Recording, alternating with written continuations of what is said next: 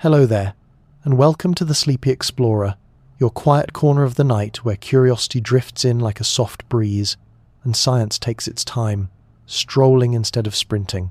Tonight, we're letting our thoughts float far beyond the noise of the day into a silvery realm that has been watching over us for as long as humans have been looking up.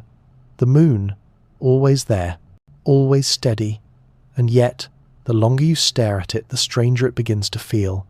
It shines down on every civilization that has ever lived, on every child who ever wondered what hangs above their window, and on every traveller who looked up for guidance in the dark. It is, in a way, humanity's first companion. From the very beginning, our ancestors wove stories around its pale glow. In Mesopotamia, the moon was Sin, the god of wisdom.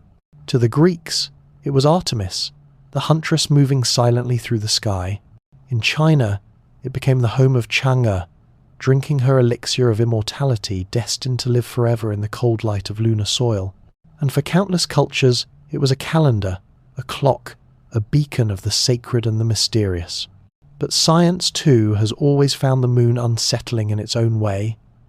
No other planet in our solar system has a moon quite like ours. It is big, strangely big compared to the Earth it orbits.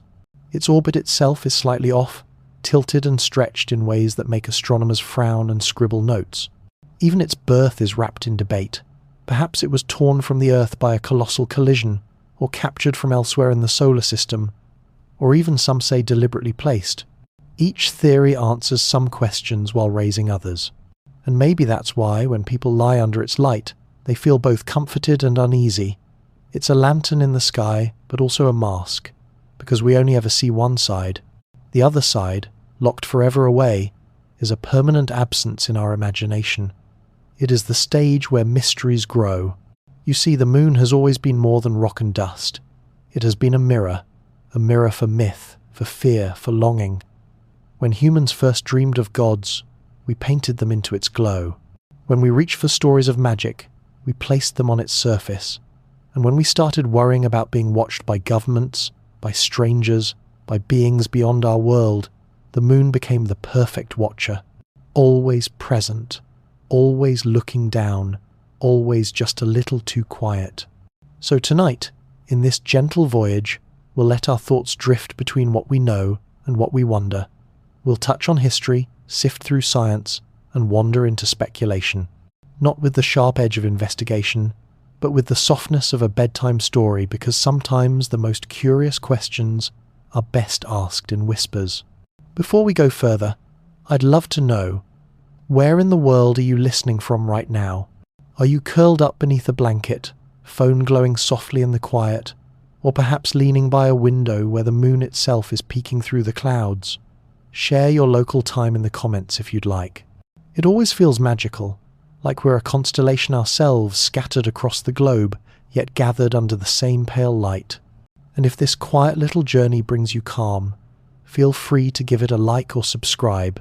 Not as a chore, not as a demand, but as a way of helping this small ship of wonder drift further across the digital night, finding new sleepy travellers like you. So let's take a slow step closer now.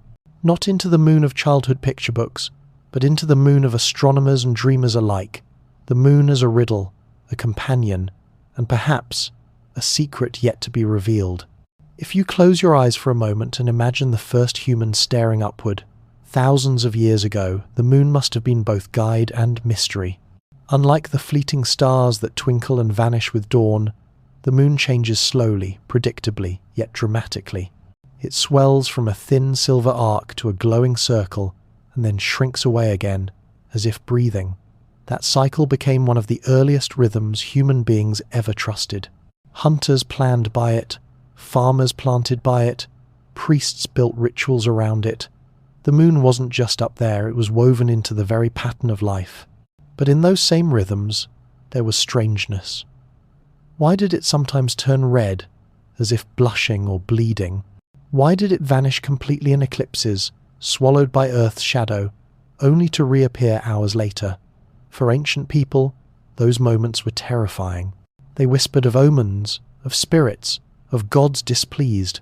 Even today, when we understand the geometry of eclipses, The sight of a blood-red moon can stir something primal, something that feels older than science.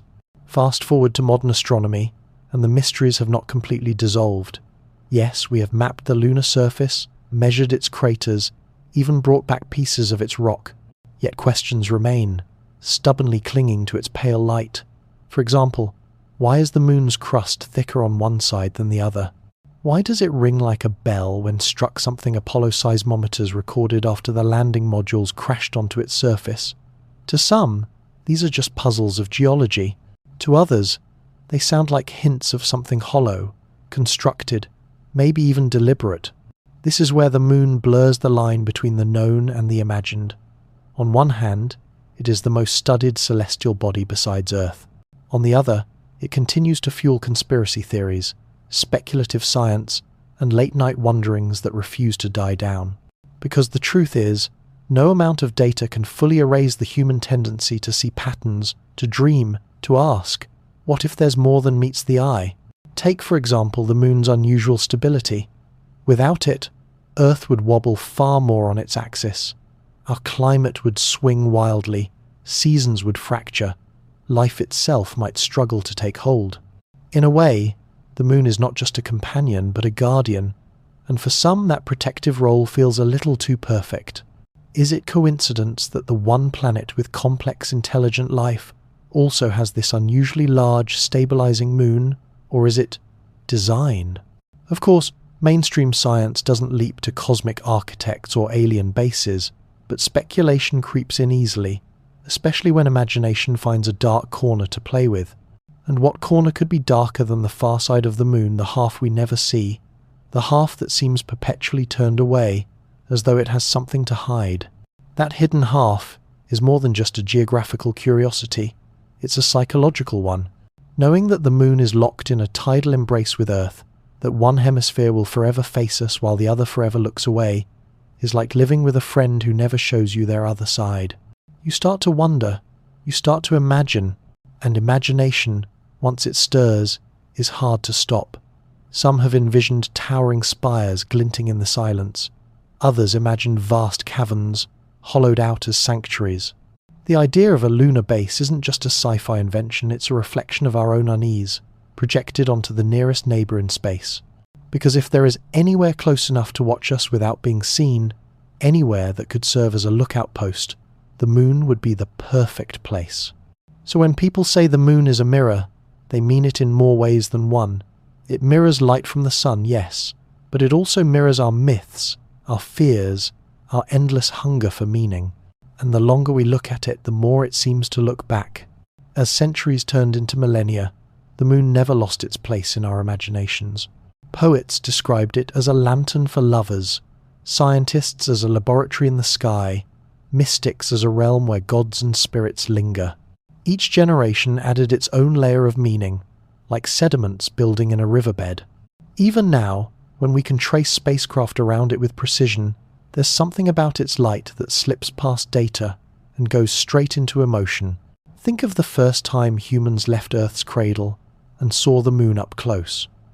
The Apollo missions were technological triumphs, but they were also deeply human encounters. Astronauts looked down at grey plains and shattered craters, describing them as both stark and strangely beautiful. They left footprints, planted flags, gathered samples. Yet even in those moments of triumph, whispers began, astronauts speaking of being watched, of seeing flashes or glimmers they couldn't quite explain. Whether misremembered, misquoted, or magnified by rumour, those fragments only deepened the sense that the moon has secrets still tucked away in its dust. And perhaps that is why we return to it again and again, not only with rockets and probes, but with questions. Could it be hollow? Could it be hiding structures we don't understand? Could the far side hold something we were never meant to see? These may not be questions that science can answer to everyone's satisfaction, but they linger in the imagination, refusing to go quiet. There's also the strange comfort of knowing we're not alone in these questions. Across time and across cultures, humanity has stared at the same silvery glow and wondered similar things. Farmers in ancient Egypt, scholars in medieval China, astronomers with polished brass telescopes in Europe, children today peering out their bedroom windows, all of them touched by the same pale companion, all of them carrying whispers of mystery into the night. And in those whispers is a paradox. The moon is both the most familiar object in the sky and the most mysterious. It lights our nights, drives our tides, steadies our seasons, and yet we cannot shake the feeling that it has more to tell us. Perhaps that's what makes it such a powerful presence. It is close enough to touch with our minds, but far enough to keep its secrets. So tonight, as we begin this journey, think of the moon not just as a rock circling Earth, but as a companion whose story is older than civilization, a friend who has always been there, but who never quite reveals everything, a friend who may, just maybe, be hiding something on the other side. And that's where our voyage will drift next, to the hidden hemisphere, the far side of the moon, the half we never see, the half that has fueled centuries of wonder, speculation, and whispers of secret bases in the dark. That companion we lingered with a moment ago, the one that feels both familiar and secretive, keeps a quiet truth. No matter how many nights you look up, you only ever meet the same face. The moon is like a friend who never turns, who always greets you with the same expression, as if hiding something just out of reach. You've probably noticed it without really thinking. The dark patches, the bright highlands, the outline of what some cultures saw as a rabbit, others as a man, are always in the same places. The moon rises, it sets, it waxes, it wanes, but it never rotates in front of you like Earth does with the Sunday. Instead, it seems to hold its mask perfectly still, showing you one side and keeping the other forever turned away. The reason lies in something called tidal locking. Over billions of years, Earth's gravity tugged on the moon until its spin slowed, and then matched perfectly with its orbit. Now, for every turn it makes around our planet, it rotates just once on its axis. A cosmic dance so balanced that the same half is always facing us, like a mirror locked in place. And while scientists can explain this with equations and physics, the emotional truth feels different. It feels as though the moon has chosen to be this way, as though it keeps half of itself in shadow, half of itself a mystery. And mystery is fertile soil for imagination. Think of it. For almost all of human history, no one had ever seen the far side. Entire civilizations rose and fell under its glow, without knowing that a whole lunar landscape lay hidden just beyond the horizon. That permanent absence whispered possibilities. If the side you see every night is so bright and steady, what might the hidden side be? Smooth and flawless like polished glass, or jagged and scarred, hiding structures or watchers that prefer to remain unseen? Even today, when photographs and maps exist, the far side still holds that aura of secrecy. You can look at images in a book or online, but you can't simply tilt your head out the window and see it for yourself. The moon keeps its secret tucked away, offering only the version it wants you to know. And that idea of a neighbour who never shows you their other half touches something deeper than science. It feels almost personal. You start to imagine motives, intentions. You wonder why. And once that wondering starts, it doesn't easily stop. So when people spin stories about secret bases or alien outposts, they often begin here, with this simple but haunting fact: you never see the other side. Half of the moon has been hidden from your gaze for as long as you've been alive, for as long as humans have been human. A blank canvas, waiting to be painted with dreams, fears, and conspiracies.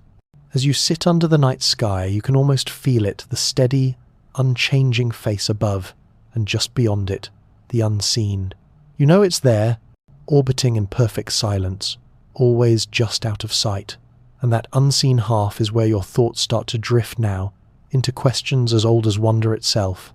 You might imagine, for ancient skywatchers, the moon's refusal to turn was both comfort and torment. Comfort, because its familiar face became like a steady friend, rising and setting with predictability. Torment, because they knew without ever naming it that something was missing. A half-world, always hidden, always withheld. Think of how humans respond to locked doors. Even if you trust the house, even if you feel safe inside, that one sealed room nags at you. Your mind invents stories to fill the gap. The far side of the moon is that locked door, hanging just above your head every night. For centuries, poets and mystics filled the unseen with whatever they feared or longed for. Some imagined paradises where spirits dwelled. Others envisioned shadowy realms, perhaps homes for gods or watchers, unseen but aware. And because no one could prove them wrong, those stories grew wild roots, spreading across cultures like vines wrapping around stone. When science finally caught up, the mystery deepened instead of dissolving. In 1959, the Soviet spacecraft Lunar 3 snapped the first blurry images of the far side. What it revealed was not smooth or pristine, but rugged, scarred with mountains and craters far more chaotic than the near side, In one sense, that solved a puzzle. In another, it invited more. Why should one side be so different? Why should the side always hidden from you be harsher, stranger, almost alien in its texture? Astronomers have answers, of course. They speak of crust thickness, of impacts and gravitational balances. They note that the far side's crust is thicker, making lava flows less common, so it lacks the smooth seas that shape the face we see. Logical, tidy explanations. But explanations don't erase feelings. And feelings are where mysteries live. Because when you look up, you don't think about crust thickness or magma flows. You think about the unseen. You think about how a neighbour might smile while hiding a scowl, or how a book might show you only the first half of its pages. The moon is like that, an unfinished story, one you can never fully read. And deep inside you wonder, if something or someone wanted to stay hidden while still keeping watch, wouldn't they choose that far side? Always turned away, always shielded from direct gaze, yet always close enough to remain in orbit with your world. It is the perfect vantage point, the perfect mask. Even now, as you picture it, the far side feels like a stage behind a curtain. You hear the orchestra tuning, you sense movement in the shadows, but the curtain never lifts. You can only imagine the performance, and in imagination, the possibilities multiply endlessly. Close your eyes for a moment, and imagine drifting around the moon in a slow, silent orbit. The near side, the one you know so well, slides out of view. Craters you've memorized, the familiar seas shaped like faces and animals, fade into darkness, and then, slowly, the other half emerges. It is unfamiliar, rugged, almost overwhelming in its strangeness. It looks like a different moon altogether, as if two worlds had been stitched together back to back. For astronauts and robotic probes, this first encounter with the hidden side must have felt uncanny. There it was, the part of your closest neighbour that no human eye had ever seen directly in all of history. Entire civilizations had lived and died with only guesses, and suddenly machines were sending back proof. Mountains jutted like teeth, craters overlapped in wild patterns, scar upon scar. There were no smooth dark seas like the Mare Tranquillitatis, no easy shapes for the imagination to cling to, just a scarred, secretive face that looked harsher, older, more alien. And yet, even with photographs, even with maps, the far side remains mysterious to you, because unlike the near side, you cannot simply step outside and see it. No matter how many times you tilt your head toward the sky, that half remains withheld. It exists in knowledge but not in sight, in data but not in daily experience. That absence keeps the mystery alive.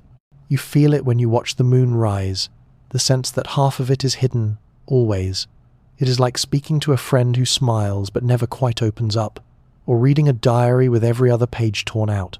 You know the unseen exists, you even know some of its details, but the lack of intimacy keeps it uncanny. And perhaps that's why the far side has become such fertile ground for dreams and conspiracies alike, because mystery loves the shadows. Where certainty ends, imagination begins.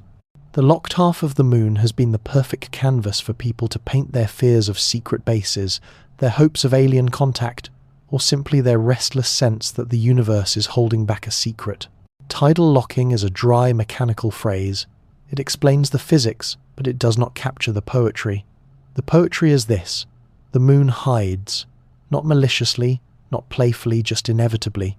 It is in its nature to turn one face to you and keep the other away. And in that gesture, the human mind finds endless stories. So the far side becomes more than geology. It becomes a metaphor, a reminder that even the things you think you know completely can keep secrets. That every companion, every friend, every familiar presence may have another side turned away, and that the universe, however close it may seem, is never finished revealing itself. As you let this thought settle, you might feel a quiet pull, a desire to glimpse what lies behind that curtain, and that desire has driven explorers, nations, and dreamers alike to send machines, cameras, and astronauts into orbit, to see the unseen, to map the hidden, to confirm, at least for a moment, what your imagination has long been sketching in the dark. And those first photographs, those grainy images sent across space in the mid-20th century, would spark not only scientific study but also rumour, speculation, and the first whispers of strange structures glinting on that hidden terrain. But that is a story of its own, a story we now drift toward as we follow humanity's first glimpses into the moon's hidden half.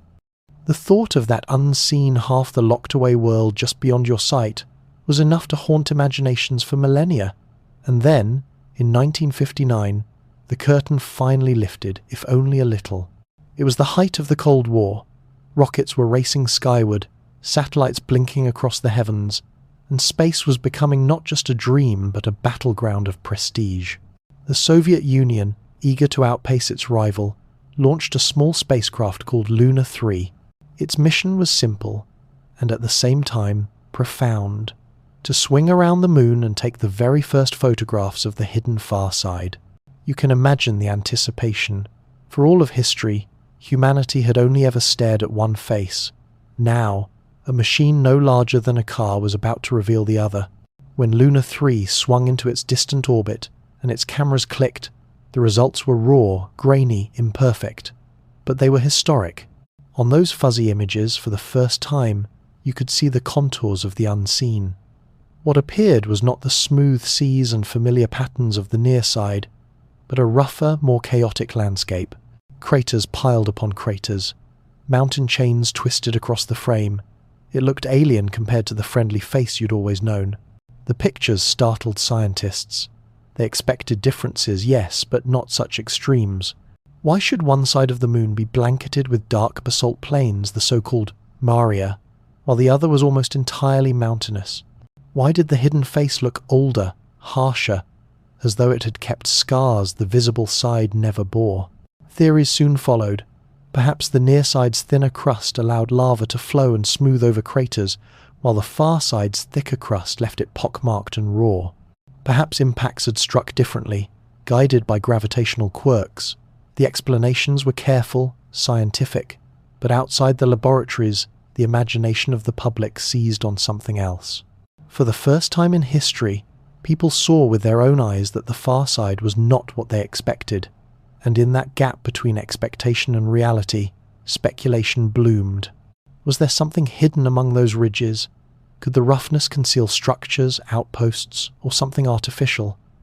Lunar 3 had given answers, but it had also given fertile ground for rumours. The world marvelled at the Soviet triumph. Newspapers printed the photographs. Scientists pored over the blurred contours. And ordinary people reading at their breakfast tables, listening to radio updates, felt a thrill of something both reassuring and unsettling. The moon's hidden side was no longer purely unknown, but it was stranger than anyone had guessed. And once the curtain had been pulled back even slightly, there was no turning back. Other missions would follow, American and Soviet alike, each one sharpening the picture, each one fueling new questions. Because the first images were not enough. They only deepened the hunger to see clearly what had always been denied to the naked eye. After Lunar 3's blurry frames, the world had tasted the unseen, but the appetite only grew sharper. Grainy photos weren't enough. You could make out shapes, yes, but they were ghosts on film, uncertain outlines on smudged paper. It was like being told a secret in a whisper. You caught the words, but you weren't sure what they meant. The Americans, driven by both scientific hunger and the rivalry of the Cold War, turned their gaze toward the far side as well. By the mid-negative 1960 seconds, NASA launched a fleet of spacecraft called the Lunar Orbiters. These were more sophisticated than Lunar 3, equipped with better cameras and designed to map landing sites for the Apollo program. But along the way, they also revealed more of that hidden hemisphere. When the lunar orbiter images came back, they were clearer. sharper, almost startling in their detail. Scientists could now trace crater rims, measure mountain ranges, and begin to understand the differences between the two faces of the moon. And yet, with clarity came a new kind of intrigue. Because the sharper the picture, the more your eyes start searching for patterns. A straight line here, a rectangular shadow there.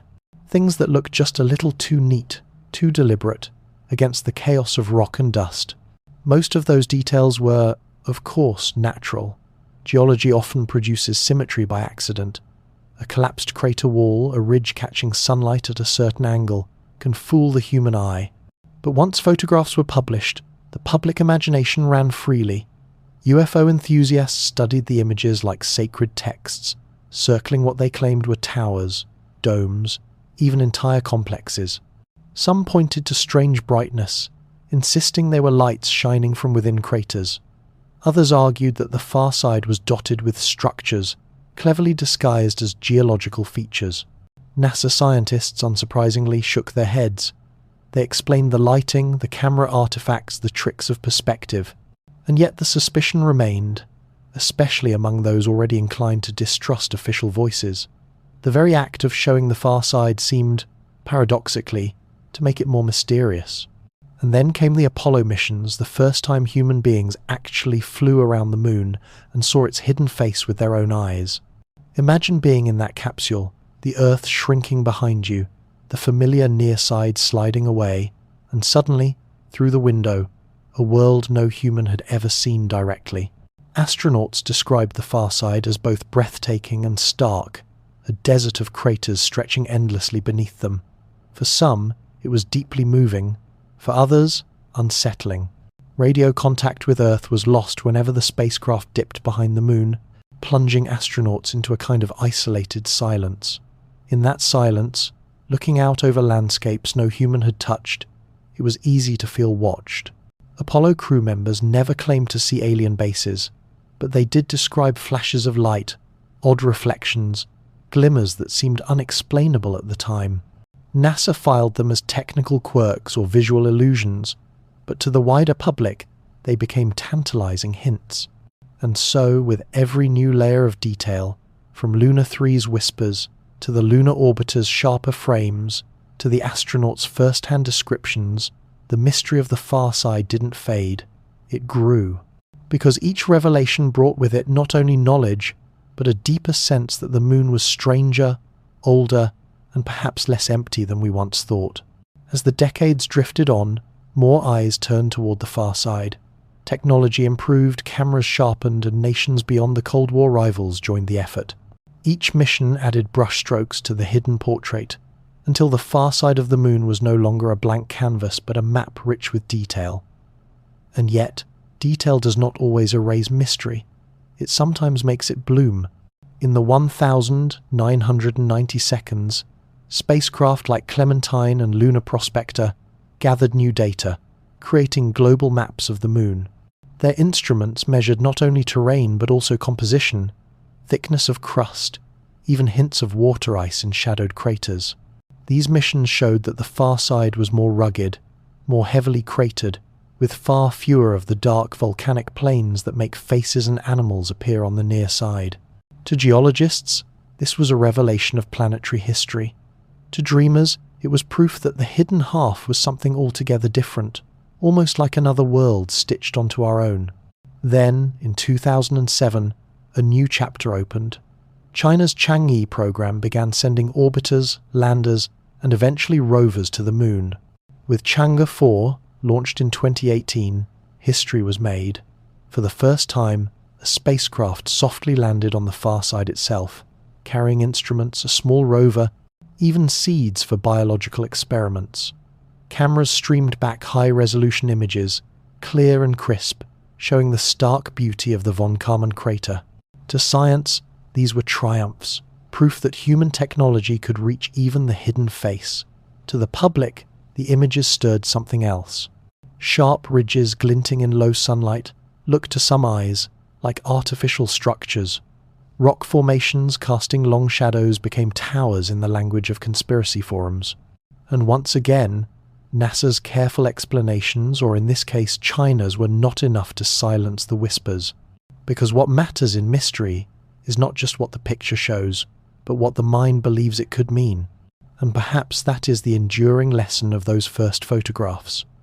From Lunar 3's blurry frames to Chang'e's high-definition panoramas, the images have always been two things at once: scientific data and seeds for imagination. They satisfy the need to see, yet they also remind you that seeing is never the same as knowing.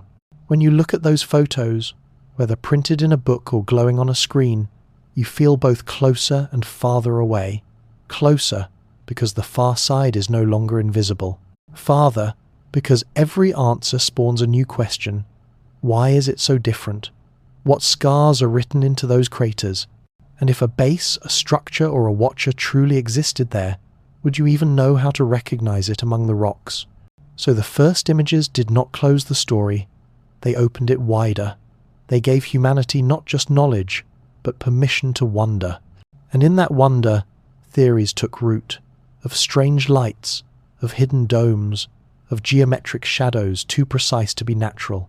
Photographs meant to reveal became canvases for belief. And now, as you drift deeper into this quiet journey, those images linger in your mind like afterglow.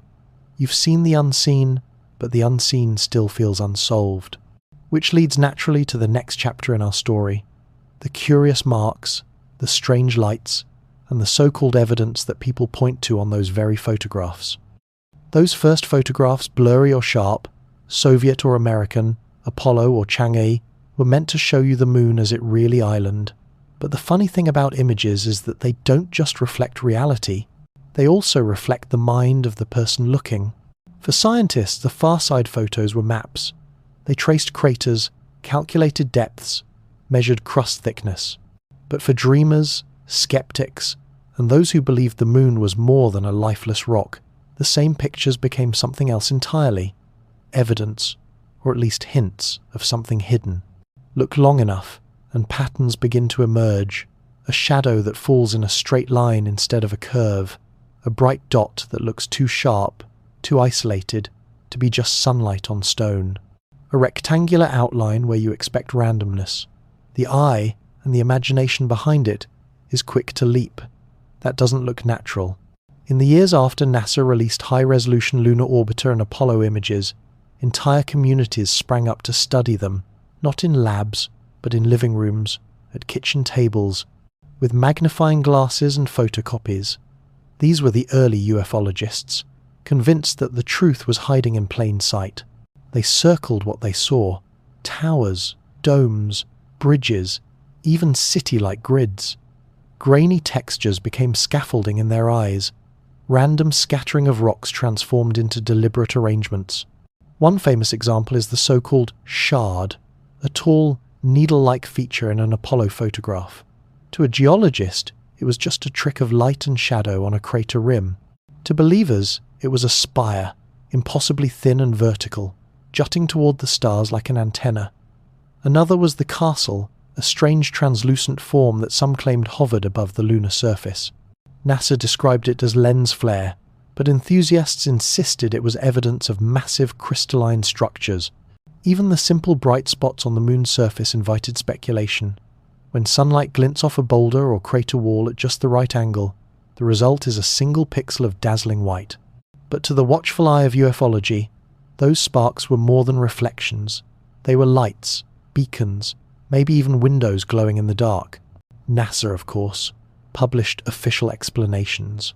They emphasized how photography in space creates artifacts: dust on film, cosmic rays streaking across sensors, distortions from scanning and transmission. Most anomalies could be explained away, tidally filed under optical illusion. But in the gentle space between seeing and believing, explanations often fell short, because the images still looked uncanny, and the feeling they evoked lingered. And feelings are powerful. When you peer at a photograph and something seems out of place, no footnote about dust on the lens truly erases the tingle in your mind. Instead, the explanation itself can deepen suspicion. If NASA says it's nothing, some people think, maybe it's actually something. That dynamic, The tug-of-war between official narrative and personal interpretation became the heartbeat of moon conspiracy theories. For every scientist who traced a crater wall, there was a dreamer who saw a tower. For every engineer who explained away a light, there was a believer who called it a lamp burning on a distant base. And so the far side, even mapped and photographed, remained fertile ground for mystery. The very images meant to dispel questions instead invited new ones, as if the moon itself had decided that clarity was just another kind of disguise. If you've ever stared at clouds and seen shapes, dragons, ships, or faces, you know how easily the mind turns randomness into pattern. Psychologists call it pareidolia. It's the same instinct that lets you see a rabbit in the moon's dark patches or a man gazing down from its glowing disk. On the far side, though, pareidolia takes on a sharper edge, because unlike clouds drifting by, the moon's surface is fixed. It feels permanent, deliberate. That permanence is what makes every odd shadow or geometric form so tantalizing. You look at a photograph, and there it is. A line that seems too straight, a cluster of dots that looks like a grid. You remind yourself it's natural, but the suspicion doesn't dissolve. Instead, it lingers like an echo. Throughout the 1,970 seconds and 80 seconds, UFO researchers combed through Apollo images with almost obsessive patience. Books and lectures appeared, filled with grainy reproductions marked by arrows and circles. Each mark said the same thing: "Look closer, don't you see it?" One crater was claimed to hide a dome of glass, fractured but still glinting in sunlight. Another showed what enthusiasts swore were massive walls, stretching in parallel as if enclosing a compound. Even mainstream audiences felt the pull. Popular magazines occasionally published side-by-side comparisons. NASA's official caption, "Crater floor with boulders next to a UFO theorist's claim, collapsed roof of an alien hangar." The photographs became Rorschach tests, each viewer projecting their own beliefs. If you trusted science, you saw geology. If you hungered for mystery, you saw architecture. And then there was the question of light. Countless Apollo and lunar orbiter photos contained small points of brightness that didn't seem to belong. NASA said, reflections, sun glints, sensor noise. But ufology insisted otherwise. They were lamps, they argued, or entrances glowing faintly in the dark. Some even suggested they were craft themselves, caught in a frozen instant of departure or landing. It didn't help that astronauts sometimes reported seeing flashes, brief, mysterious glimmers on the lunar horizon. Official reports blamed cosmic rays striking the eyes, a known phenomenon. Yet, to those already convinced, it sounded like confirmation that something was truly moving out there. The divide between official science and alternative interpretation grew sharper with each release of data. NASA's transparency was real. They published thousands of images, freely available, but the more they published, the more fuel they gave to suspicion, because clarity doesn't always soothe. Sometimes it sharpens the question. If nothing is there, why does it look so much like something? And so, by the late 20th century, the moon had become a mirror once more, not just of sunlight, but of belief. For some, it was a world laid bare by science, its mysteries explained by gravity and geology. For others, it was a puzzle with pieces deliberately hidden, each photograph a breadcrumb leading toward a secret base, a hidden watcher, a truth too large to admit. As the decades passed and the archive of lunar photographs grew, a pattern began to repeat itself. With every new mission, the same dual story unfolded. Scientists saw data measurements of craters, evidence of impacts, hints about the moon's inner structure, but many in the public saw something more, or at least something stranger. Part of this came from the way images were shared. A NASA photograph might be released in crisp black and white, labeled with sterile coordinates like AS10324822. To a geologist, that label was a map reference. To the curious eye, though, it looked almost like a coded message, a file number concealing a secret. By the time those images trickled down into books, magazines, and eventually the early corners of the internet, their meaning had already been reshaped. Arrows, circles, and bold captions turned every anomaly into evidence. One of the most famous reinterpretations came from George Leonard's 1976 book Somebody Else is on the Moon. Using blown-up Apollo photos, Leonard claimed to identify machines, mining equipment, even pipelines. His reproductions were so grainy that critics joked they could be anything or nothing. But the suggestive captions carried weight. They invited you not to dismiss the blur, but to lean in closer, to imagine what might be hiding in the fuzz. And once you begin imagining, it's hard to stop. Later, with the rise of digital technology, the process only intensified. Early internet forums and websites allowed users to upload NASA images, zoom, enhance, and debate in real time. What looked to one person like a random pile of rocks looked to another like the foundation of a ruined city. Light and shadow, once fleeting details, became battlegrounds of interpretation. To the scientific mind, these claims were frustrating but predictable. Human brains are built to seek patterns, to find order even where none exists. But to the dreamer lying awake at night, looking at the pale glow above, the idea of towers, domes, and lights felt far more exciting than geological explanations. After all, if the moon truly is barren, then it is simply a rock. But if it hides something, anything, then it becomes a stage in a larger story. And perhaps that's why these anomalies matter, even if they are illusions. They remind you that the moon is not just an object of study. It is also a canvas for imagination. Each dot of light, each angular shadow, becomes a spark for wonder. The photographs give you the facts, but your mind supplies the meaning. So when you think of the far side, you're not just thinking of lunar geology. You're thinking of whispers passed through grainy photographs, of amateur sleuths hunched over images with magnifying glasses, of late-night conversations where someone swears they saw a tower or a dome. The photographs didn't close the mystery.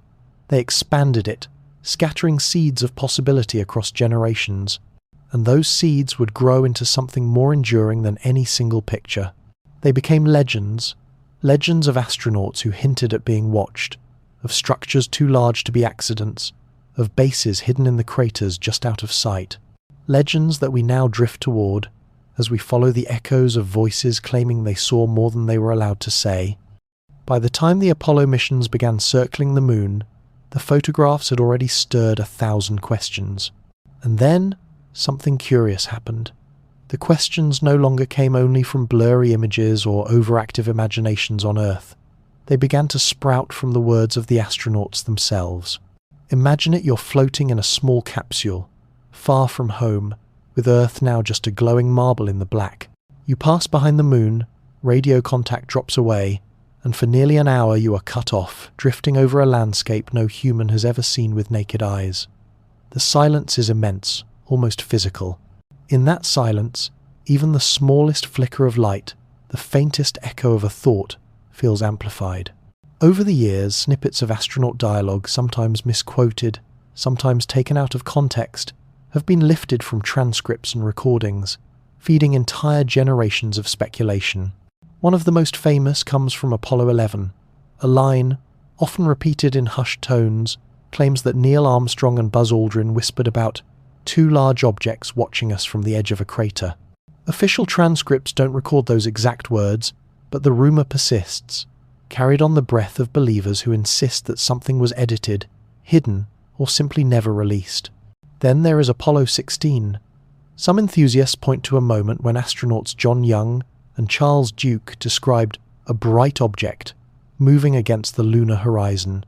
NASA attributed it to reflections or lens artifacts.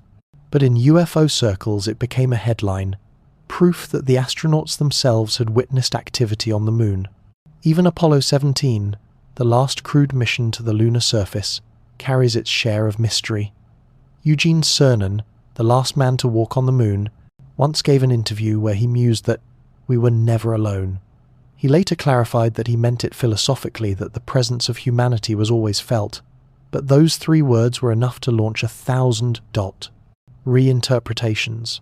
What makes these fragments powerful is not whether they are factual, it is that they exist at all. Astronauts are trained, disciplined, rational.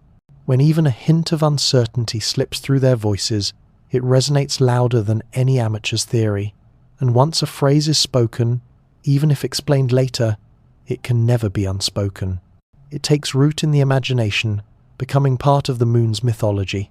As you drift through these accounts, you feel the tension between official record and whispered legend. NASA insists on clarity. Every anomaly has a technical explanation, but legends thrive on ambiguity, on the spaces left unfilled, and the moon, with its silence and shadows, is the perfect stage for such ambiguity to bloom. So the rumours linger of astronauts who glanced out their windows and felt watched, of conversations allegedly cut from public broadcast, to of phrases that slipped through the careful veil of officialdom. Were they misheard, misremembered, or were they fragments of a larger truth, a truth too strange to announce to a world not ready to listen? If you listen closely to the chatter of the Apollo missions, the official audio that has been archived, you'll hear mostly the language of engineers, coordinates, measurements, calm exchanges about fuel, thrust, and trajectory. It is the language of precision, designed to keep fragile humans alive in an unforgiving void. But tucked within those technical words are occasional moments of wonder, humour, even unease. And it's from those moments that the legends grow. Take Apollo 11 again, the mission etched into history as humanity's first footsteps on another world. There are claims spread in books, whispered in documentaries that during a period of radio silence, Armstrong and Aldrin described massive craft, watching them from the rim of a crater. Skeptics argue this is pure invention, stitched together from misinterpreted signals. But believers point to the gaps in the transmission logs, asking, what was really said in those empty minutes? Silence, after all, is the perfect breeding ground for imagination. Apollo 12 carried its own mysteries. As astronauts Pete, Conrad, and Alan Bean conducted their experiments, they occasionally remarked on odd glints of light and unexplained reflections. NASA's records attribute them to sunlight bouncing off equipment or even debris from their own landing. Yet, for ufologists, those casual remarks became tantalizing hints, signs that the moon was not entirely lifeless after all. Perhaps the most enduring rumors swirl around Apollo 15 and Apollo 16. In Apollo 15, Jim Irwin reported strange reflections near Hadley Rill, an enormous canyon-like feature on the lunar surface. To NASA, this was simply sunlight hitting uneven terrain. But enthusiasts took it further. Was Irwin glimpsing glass-like structures, remnants of something ancient? During Apollo 16, John Young's comment about a bright object moving oddly near the horizon became another puzzle piece, one more spark to feed the fire. And then there are the photographs themselves, the ones taken by astronauts with handheld Hasselblad cameras. Most show landscapes of dust and rock, but scattered among them are anomalies, odd streaks, floating specks, shapes that don't quite resolve.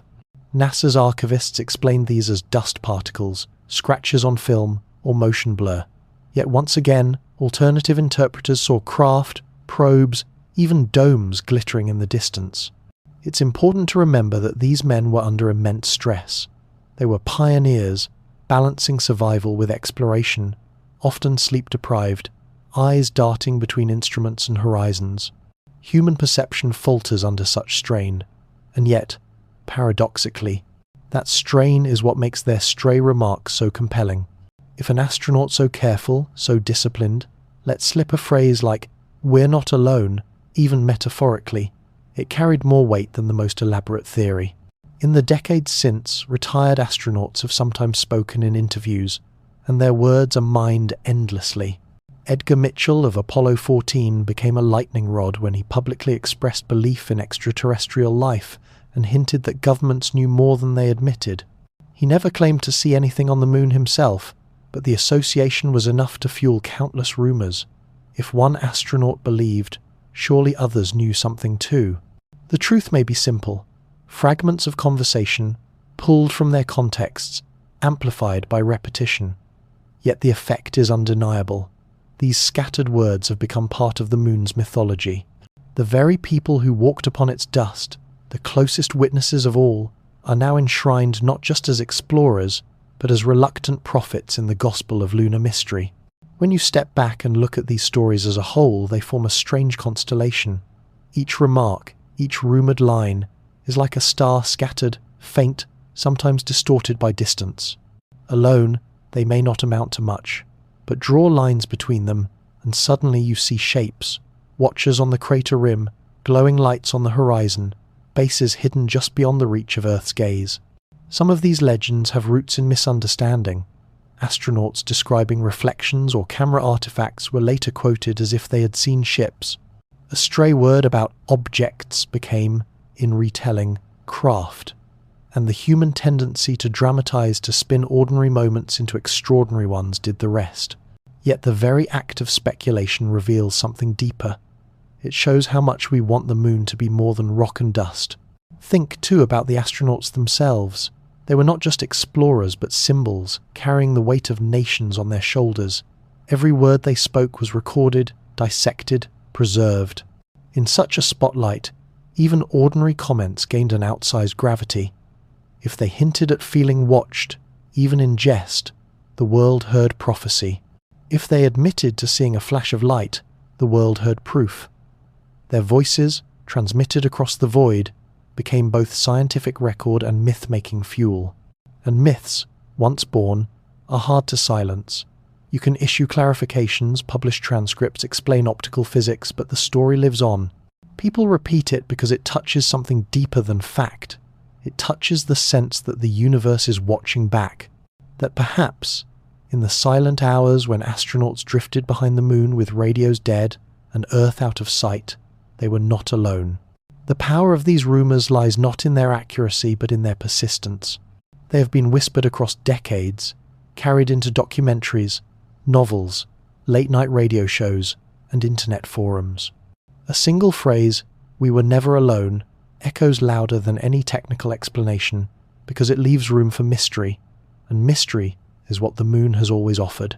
So when you gaze upward, you don't just see a glowing orb, you see a stage where explorers once walked and where legends still play. You hear the imagined voices of Armstrong, Aldrin, Young, Irwin, Mitchell, not only as astronauts but as characters in a larger story humanity tells itself. A story where the moon is not silent but watchful.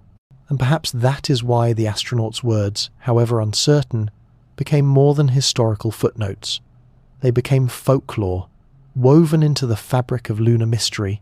The same way ancient cultures spoke of gods and spirits inhabiting the moon, modern culture speaks of astronauts who felt eyes upon them. Different storytellers, same yearning, to believe that the light above is more than stone.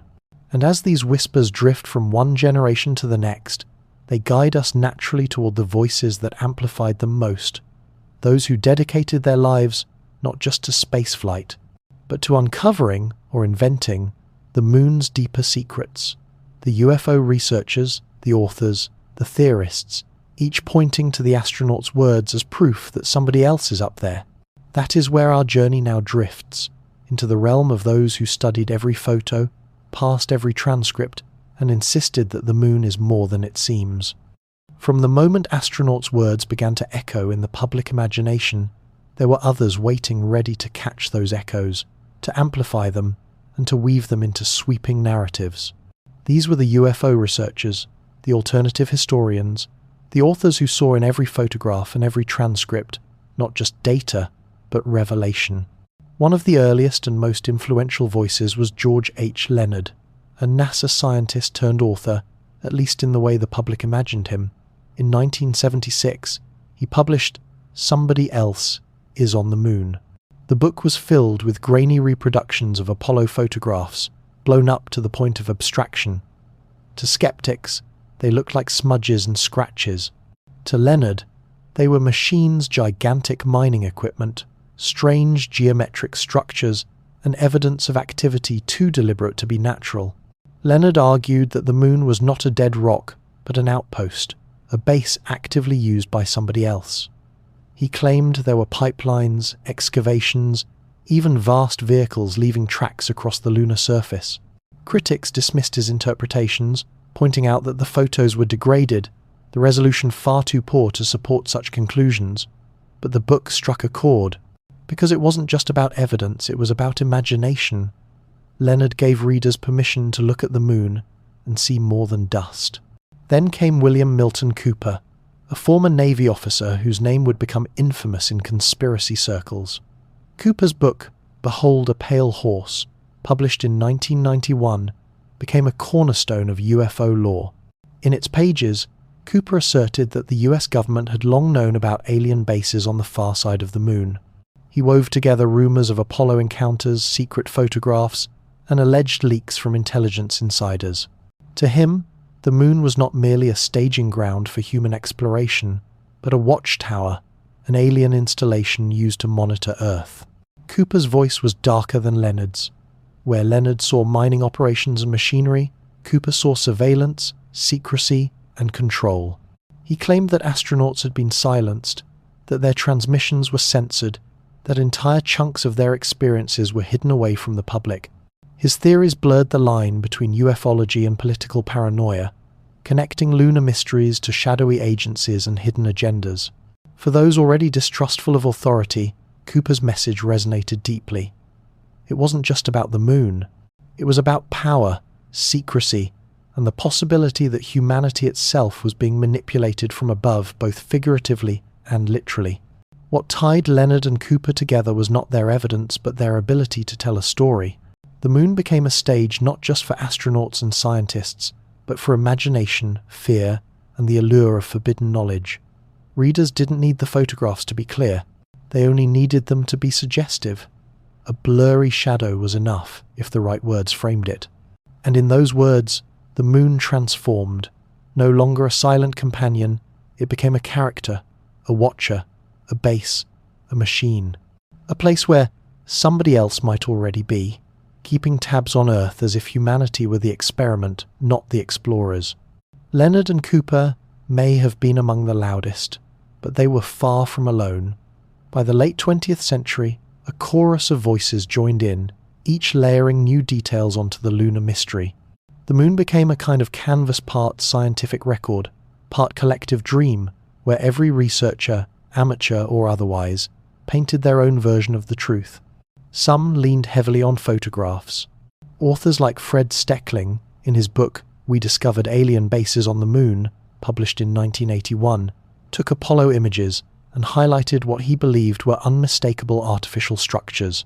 Long rectangular walls, domes glinting in sunlight, even tunnels carved through crater rims. Steckling argued that NASA had quietly acknowledged anomalies, but downplayed them to avoid public panic.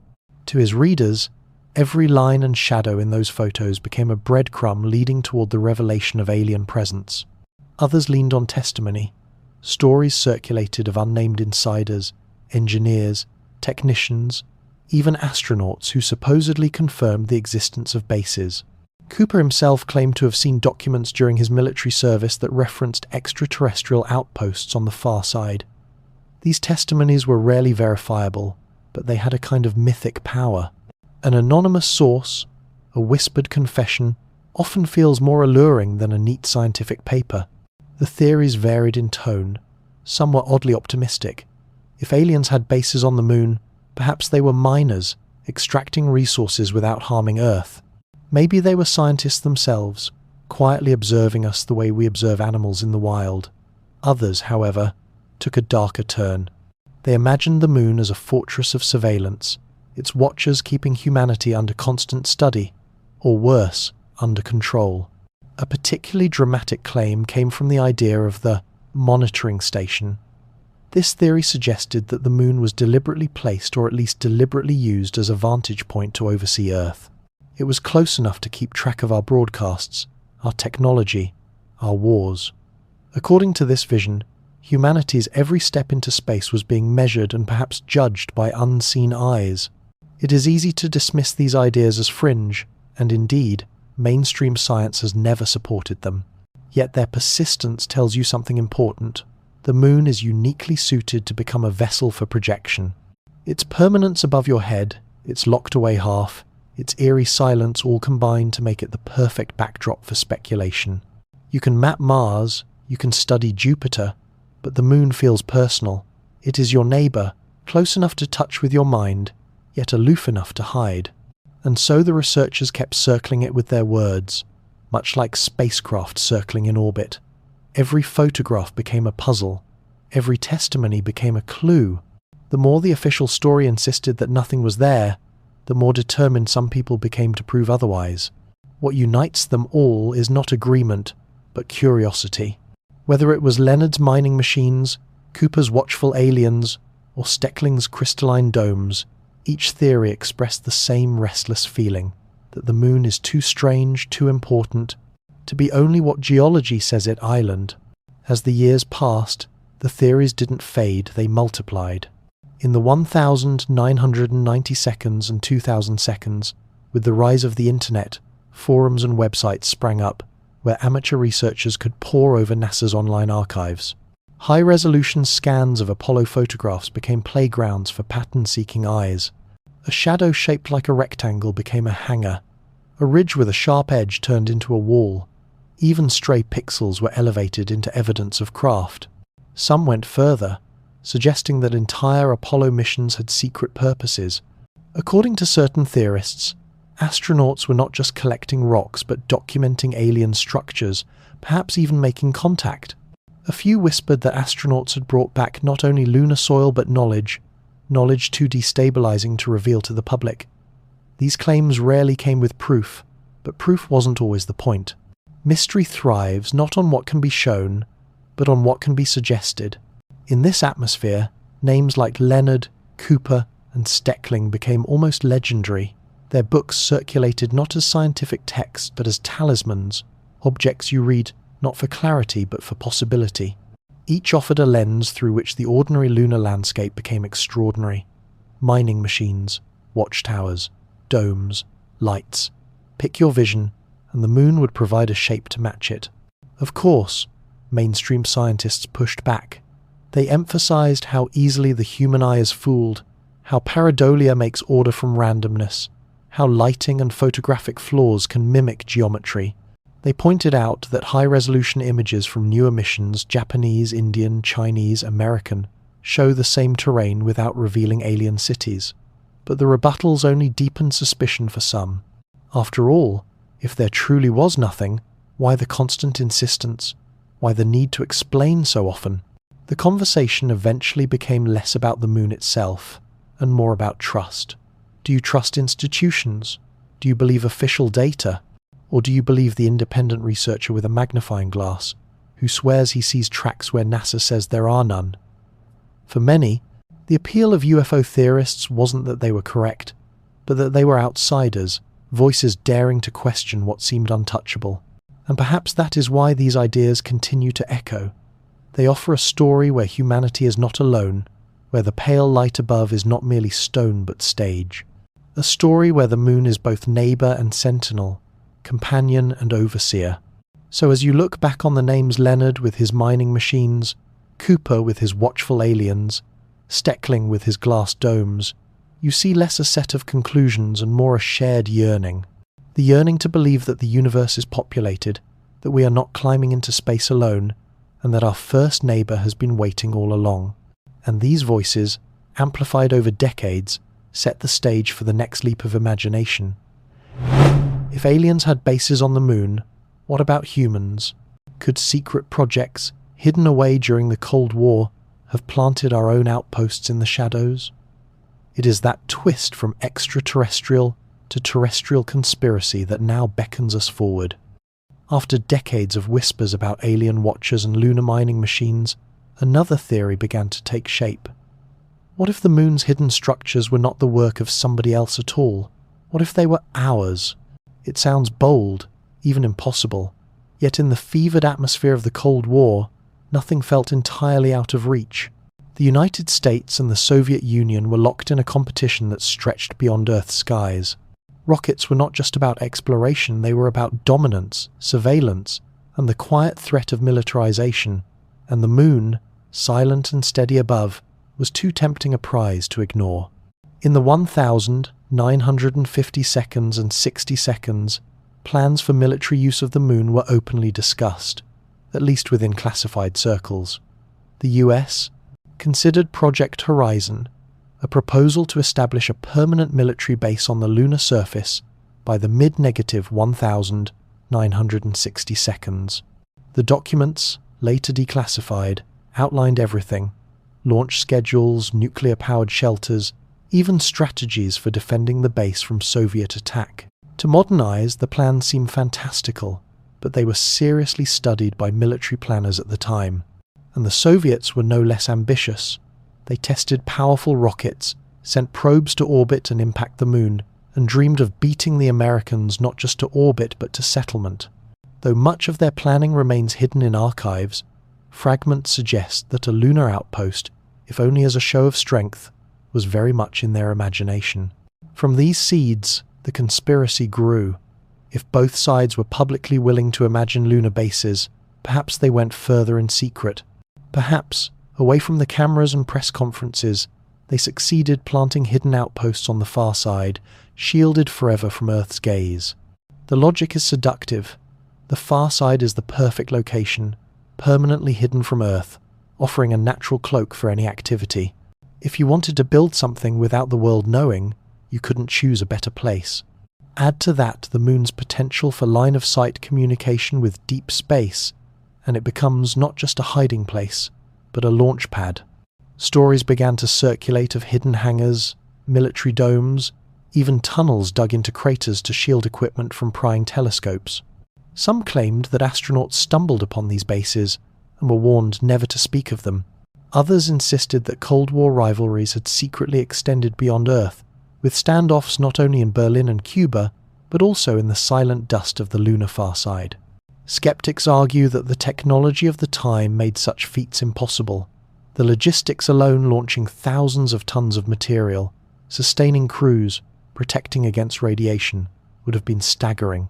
But to the conspiracy-minded, impossibility is only a word. After all, wasn't landing on the moon itself once thought impossible? And so the story persists, that amid the race for space, humanity may have already left a footprint not just in dust, but in secret concrete and steel, hidden in the shadows of the moon. When you look back at the archives, you see just how close the world came to taking the idea seriously. In 1959, the US Army produced a classified study called Project Horizon. Its pages outlined the construction of a military outpost on the moon, with detailed diagrams showing habitats buried beneath the lunar soil, power supplied by nuclear reactors, and crews of dozens of soldiers rotating through the base. The language was dry, bureaucratic tables, charts, cost estimates. Yet beneath the numbers was an audacious vision, humanity's first home beyond Earth, not for science but for strategy. Around the same time, another proposal, Project A, 119, suggested detonating a small nuclear device on the lunar surface. The idea was not to attack, but to demonstrate power. A mushroom cloud visible from Earth, a cosmic firework to announce American dominance in space. The project was eventually shelved, but its very existence showed how the moon had already entered the logic of the Cold War. The Soviets had their own ambitions. They launched the lunar program, sending probes to crash into the moon, orbit it, even return samples. Declassified fragments suggest that they too considered the military potential of a lunar foothold. Some accounts hint at plans for robotic outposts equipped with cameras and sensors, a silent eye trained on both Earth and space beyond. Now imagine how these real documented projects sound when filtered through the lens of conspiracy. If militaries were already drafting blueprints for lunar bases, who's to say they didn't build something in secret? Perhaps the public Apollo missions were only the visible face of a deeper project, while the hidden work on the far side remained off the books. Rumours even grew around specific Apollo flights. Some theorists claimed that Apollo 13's near-disastrous accident was not an accident at all, but the result of straying too close to a Soviet or American installation on the far side. Others suggested that Apollo 17, the last mission, secretly scouted sites for future bases under the cover of geology experiments. And then, after the Apollo program ended, the silence deepened. The United States never returned, the Soviets never sent cosmonauts, and the dream of a permanent human presence on the moon faded from the headlines. To most, it was budget cuts, politics, shifting priorities, but to those inclined to suspicion, it was something else, evidence that operations had gone underground. Why return in public, they asked, if you had already gone in secret? Add to this the later ambitions of China, with its Chang'e program, and the whispers evolved again. Some conspiracists suggest that modern missions are less about exploration and more about rediscovery, checking in on bases established decades earlier, perhaps even negotiating access. In their telling, the moon is not just a destination but a contested territory, parceled out in meetings the public will never hear about. It's a dramatic story, but that is part of its appeal. It takes the dry documents of Project Horizon and Project A119 and breathes life into them. It turns charts and cost estimates into secret hangars and bureaucratic studies into proof of hidden wars. And it speaks to something deeper than fact, the sense that the moon, so close and so secretive, cannot possibly be untouched by human ambition. Of course, the logistics of such hidden bases stretch belief. To sustain even a small crew on the lunar surface requires oxygen, water, food, and shielding from radiation. Every kilogram must be launched from Earth at immense cost. Even with today's technology, building a permanent base would be a Herculean task. In the 1,960 seconds and 70 seconds, it would have bordered on impossible. Yet that is precisely what makes the theory so captivating. Because if it were done, it would mean entire chapters of history have been hidden in plain sight. Supporters of the theory point to curious gaps and anomalies. Why, for instance, were there long delays in releasing some Apollo photographs? Why do certain mission transcripts have missing minutes? Why were astronauts often evasive in interviews about what they saw on the far side? To skeptics, the answers are mundane, bureaucratic, inefficiency, technical glitches, cautious personalities. But to believers, they are cracks in the facade, slivers of truth peeking through. The Cold War context adds fuel. Both the US and the Soviet Union poured resources into secret projects that only came to light decades later. Spy satellites, stealth aircraft, underground bunkers. If such things could remain hidden on Earth, why not on the moon? After all, the far side is the ultimate blind spot forever turned away from human eyes. Some conspiracy theorists even blend the human and alien narratives together. They suggest that early outposts were not built alone, but in cooperation or conflict with somebody else. In this vision, the moon becomes a shared territory, where humans and extraterrestrials alike carve out their corners, watching and waiting. Secret treaties, joint experiments, even technology exchanges are whispered about in late-night radio shows and obscure books. In more recent years, attention has shifted eastward. With China's successful landings on the far side, some claim the new data is less about exploration and more about confirmation, revisiting sites established long ago, or staking claims in an already occupied landscape. A photograph of a rock outcrop or a shadow on the horizon becomes, to these eyes, a clue evidence that something more than dust and stone awaits. Mainstream science, of course, remains unmoved. No peer-reviewed study has ever found evidence of human or alien structures on the moon. The challenges of life support, radiation shielding, and supply chains make secret bases fantastical. But in the realm of imagination, practicality is not the gatekeeper. The very fact that governments once drafted plans for lunar military bases is enough to spark the belief that some of those plans might have leapt off the page. And perhaps that is the true power of the idea. It blurs the line between what was proposed, what was possible, and what might secretly have been attempted. It lets you imagine that while you look up at the moon, thinking of it as a quiet companion, someone else may already be looking back from a bunker carved into its hidden face. As this theory takes root, it naturally intersects with another set of mysteries, not the bases themselves, but the strange phenomena observed on the moon's surface. Flashes of light, moving shadows, transient glows. If humans or aliens truly have outposts there, could these oddities be signs of their activity? That question draws us forward into the luminous, fleeting world of unexplained lunar phenomena. If hidden bases are the great rumour of the moon, then the strange lights upon its surface are its fleeting whispers, glimpses that vanish almost as soon as they appear. For centuries, observers on Earth have reported odd flashes, shifting glows, or fleeting shadows dancing across the lunar face. Today, scientists call them transient lunar phenomena, or TLPs. The name is simple, clinical, but the experiences behind it are anything but ordinary. Imagine yourself with a telescope on a quiet night. The moon is sharp and silver, craters crisp against the darkness. Then, for just a moment, something flickers. A spot brightens, like a tiny spark, or a patch of surface seems to blush red, then fade. You blink, adjust your focus, but by then it's gone. Did you truly see it, or was it a trick of the eye? That question has haunted lunar observers for centuries. One of the earliest recorded accounts dates back to the 12th century, when English monks described a sudden flame of light erupting on the moon. Centuries later, Galileo himself reported unusual glows near the crater Aristarchus. Over time, astronomers catalogued hundreds of such events, flashes, streaks, clouds of misty light. Some lasted only seconds, others persisted for minutes. The Aristarchus region in particular has become legendary. It is one of the brightest spots on the moon, and for reasons still debated, it seems especially prone to these luminous episodes. Observers describe greenish or bluish glows, as though the crater were lit from within. Skeptics argue that the brightness of Aristarchus makes it more likely for the eye to play tricks, but the sheer number of reports keeps curiosity alive. During the space age, the reports did not stop. Apollo astronauts themselves noted unusual glimmers. On Apollo 11, for instance, reports mention that the crew observed a strange light near Aristarchus as they prepared for landing. NASA logged it as an anomaly, but offered no definitive explanation.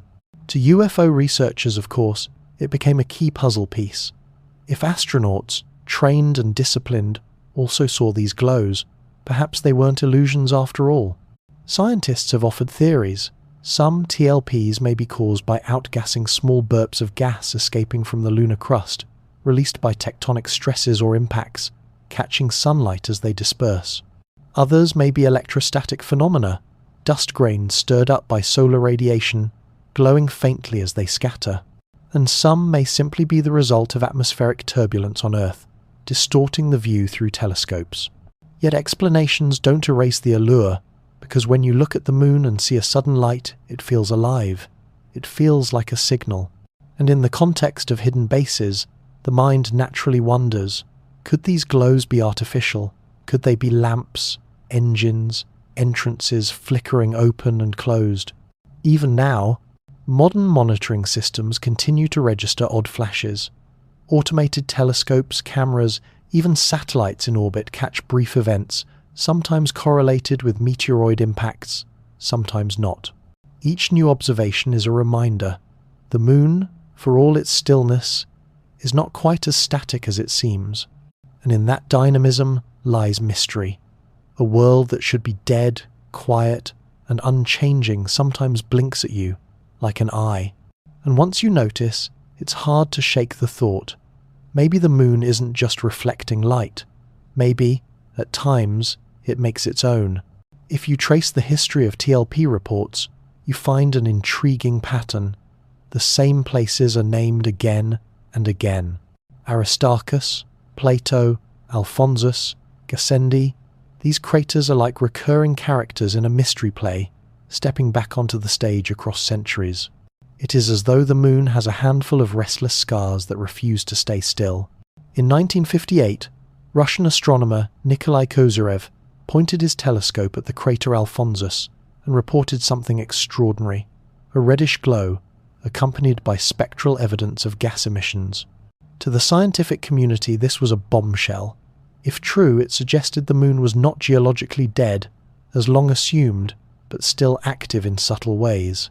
Some accepted his data, others doubted it. But the story spread, and Alphonsus became forever tied to whispers of lunar activity. The 1,960 seconds brought even more reports. Professional astronomers, amateur stargazers, even observatories working in parallel all noted strange flashes. Some described them as pinpoint sparks, others as diffuse glows covering wide areas. In one case, multiple observers in different countries reported the same event at the same time, making it harder to dismiss as illusion. Apollo missions added another layer. When Apollo 11's crew reported that Aristarchus seemed to be glowing, NASA took note. Was it an optical illusion from the bright crater walls? Or had they witnessed one of those elusive TLPs in real time? Other Apollo flights brought back photographs that, when examined closely, seemed to show hazy veils of light not easily explained. NASA's official stance remained cautious, never calling them artificial, but also never fully ruling out unusual lunar activity. Meanwhile, UFO enthusiasts built entire theories around these lights. To them, TLPs were not outgassing or dust, they were signs of technology, perhaps exhaust plumes from craft landing or departing, perhaps energy discharges from machines hidden beneath the surface. In their telling, the repeated flashes at the same craters were not random geological quirks, but the signatures of established bases. The idea gained strength in the 1970 seconds, when some photographs from Apollo and lunar orbiter missions showed odd bright spots that didn't match known geological features. NASA often attributed these to photographic artifacts, scratches, cosmic rays striking film, processing errors. Yet to those who wanted to believe, every artifact was a clue, every imperfection a window into a hidden truth. And as telescopes improved on Earth, the reports didn't vanish. Even in the modern era, amateur astronomers with sensitive digital cameras have recorded brief flashes on the lunar surface. Sometimes they can be tied to meteoroid impacts, the sudden flare of rock smashing into rock, but not always. A flash without an impact leaves only questions behind. Science, for its part, walks carefully. Researchers have set up automated monitoring systems to catch TLPs in action, but definitive explanations remain elusive. Outgassing, dust, impacts, electrostatic discharges, all are possible. Yet none fully explain the centuries-long pattern of recurring glows at the same handful of locations.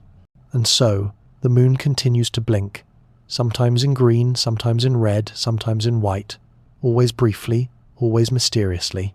Each flicker is like a heartbeat, reminding you that the satellite you thought was inert may have its own quiet pulse. For the dreamer, that pulse can only mean one thing, that something is moving under the surface, or watching from above, occasionally letting slip a spark of its presence. And once you let yourself imagine that, the moon ceases to be a silent stone. It becomes an actor, alive with hints of a hidden play. In recent decades, as technology has sharpened our eyes on the cosmos, the mystery of lunar lights has only deepened. With automated monitoring stations and high-speed cameras, astronomers have documented dozens of short-lived flashes on the moon. Some are meteoroid strikes, confirmed by their sudden flare and fading afterglow, but others resist easy classification. They appear, brighten, fade without impact signatures, without debris plumes, without any trace left behind. One of the most striking examples came in 1992, when observers in Europe independently reported a brilliant flash near Aristarchus that lasted several seconds. Instruments recorded it, telescopes confirmed it, and yet no impact crater was later found. What caused it? Theories range from volatile gases escaping in a sudden burst to electrostatic discharges ignited by solar activity. Still, to those inclined toward mystery, the answer seemed obvious: technology, not geology. In 2019, modern cameras again caught strange lights. This time a German astronomer's telescope recorded a brief luminous pulse on the lunar surface. It happened in the same Aristarchus region, once again living up to its reputation as the moon's most restless scar. The event was published in scientific journals, but even with clear evidence, explanations remained inconclusive. To believers in hidden activity, these patterns are irresistible.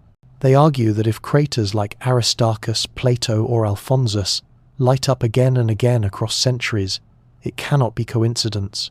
Something is happening there, something ongoing, something deliberate. Each flash becomes, in this telling, a signal flare from machinery, or the brief glow of a hidden entrance opening. Skeptics hold the line. They remind us that the moon is not as dead as once thought. It may still release gas, suffer small quakes, or stir dust into glowing veils. The interplay of solar wind, radiation, and fragile crust can create strange effects, and the human eye, ever hungry for meaning, will turn natural flickers into purposeful signals. Yet the persistence of TLPs matters, even if they are natural, because they tell us the moon is not finished. It is not a static fossil, but a world with quirks, pulses, and moments of surprise. That alone is enough to make you look upward differently, to wonder if tonight you might glimpse the moon blinking back at you. And in the gentle current of these thoughts, the boundary between science and story blurs. If you see a flash, do you call it gas or machinery?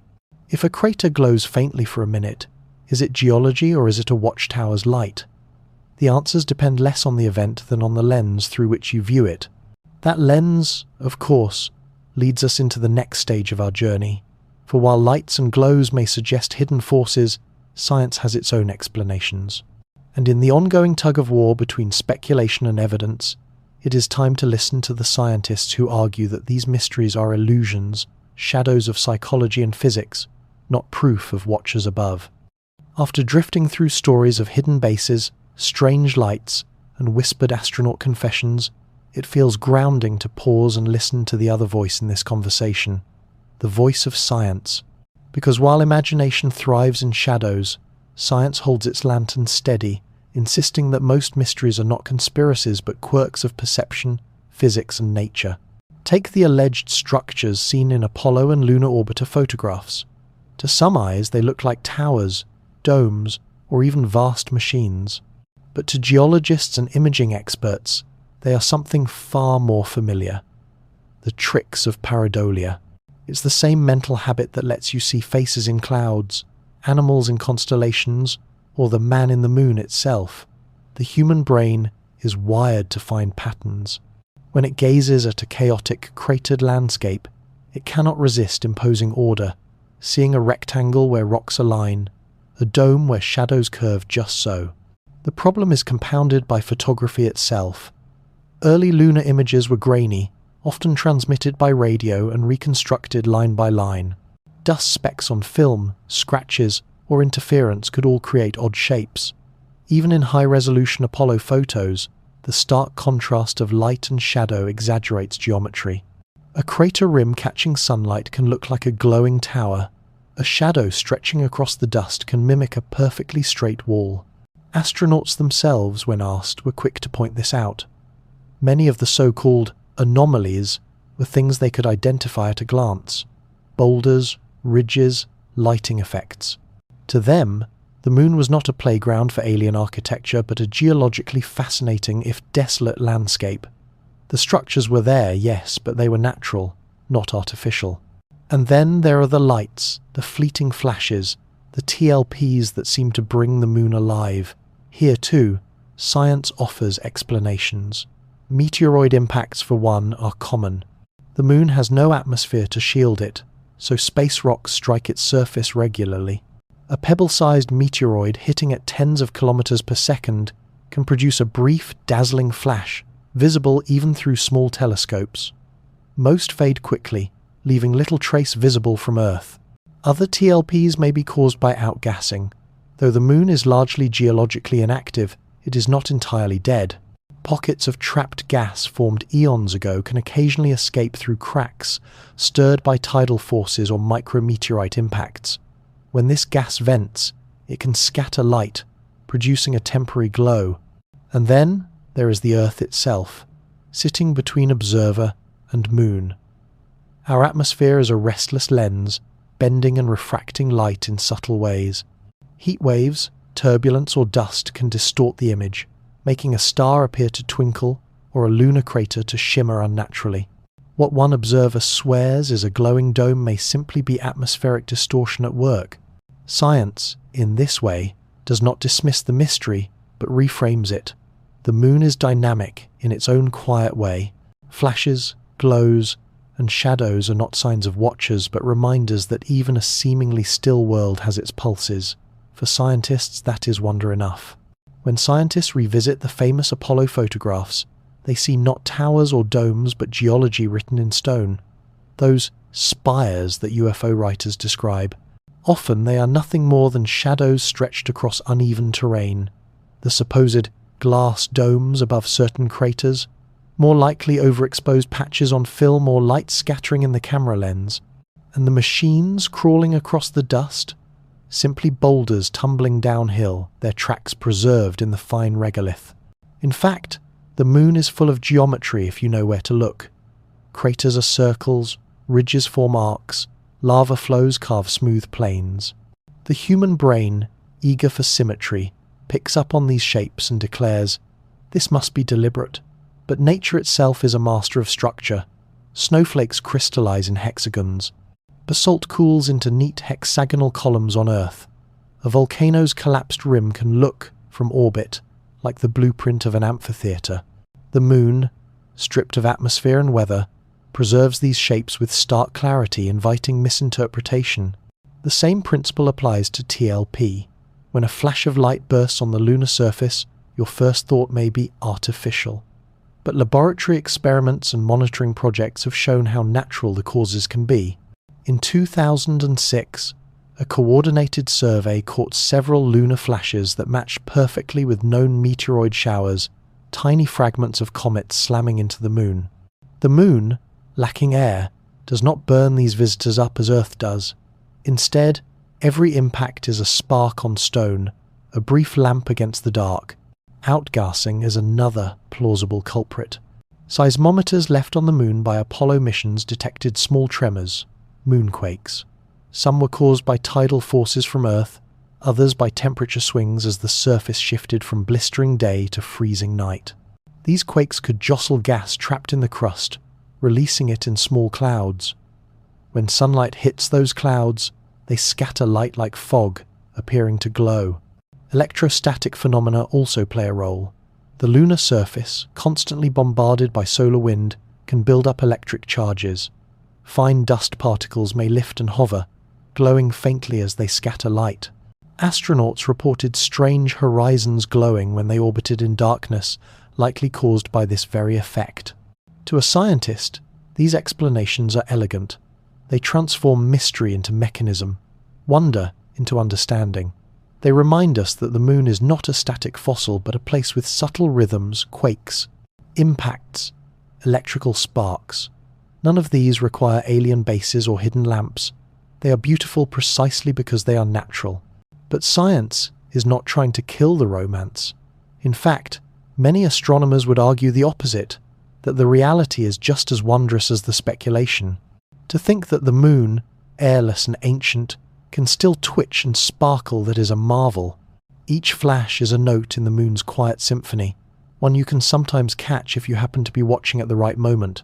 And yet, as reassuring as these explanations are, they do not erase the allure of mystery. For every logical answer, there remains the emotional question: what if? The dance between skepticism and imagination continues, each side feeding the other, because if science explains how the moon blinks, mystery asks why it feels like it's winking at us. There is also the matter of memory. When people report strange lights on the moon, their recollections often shift over time. A flicker glimpsed through a shaky telescope becomes, in retelling, a glowing beacon. A streak of light becomes a moving craft. Psychologists note how human memory is reconstructive. Each time you revisit it, you rebuild the scene, adding small details, smoothing gaps, sometimes without even realizing it. What begins as a fleeting impression can grow into a story so vivid that it feels like fact. This is why science insists on repeatable observation. A single flash is intriguing, but without a second witness, or better yet an instrument recording, it remains anecdote. And over centuries, while hundreds of TLPs have been reported, very few have been confirmed by multiple observers with precision. Many vanish as quickly as they appear, leaving no trace but words. Still, scientists do not dismiss TLP outright. Instead, they study them carefully, building monitoring systems that watch the moon night after night.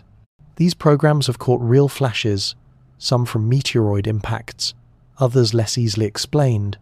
In every case, the approach is the same: gather data, compare notes, seek patterns. The goal is not to smother mystery, but to understand it.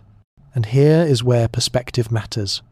To a geologist, the moon's quirks are not signs of alien machines, but windows into its history. Every crater tells a story of ancient collisions. Every tremor hints at forces still rippling through its crust. Every dust glow reveals the invisible dance between solar wind and regolith. In this view, the moon is not lifeless but quietly alive, pulsing with subtle processes. The question, then, is not whether TLPs are real. They are. Flashes, glows, streaks, these have been seen, recorded, even photographed. The real debate is what causes them. And here, science leans toward the ordinary. Impacts, gas, dust, optics. To many, that is enough. But to others, the lack of certainty keeps the door open. If even scientists admit that some TLPs remain unexplained, why not imagine more? Perhaps that is the balance we are left with. On one side, the sober explanations of geology and physics. On the other, the enduring human tendency to see meaning in mystery. The moon sits between them, reflecting both light and imagination. For some, it is a laboratory. For others, it is a stage. For most, it is both at once. So when you gaze upward and wonder at a sudden glimmer, you don't have to choose.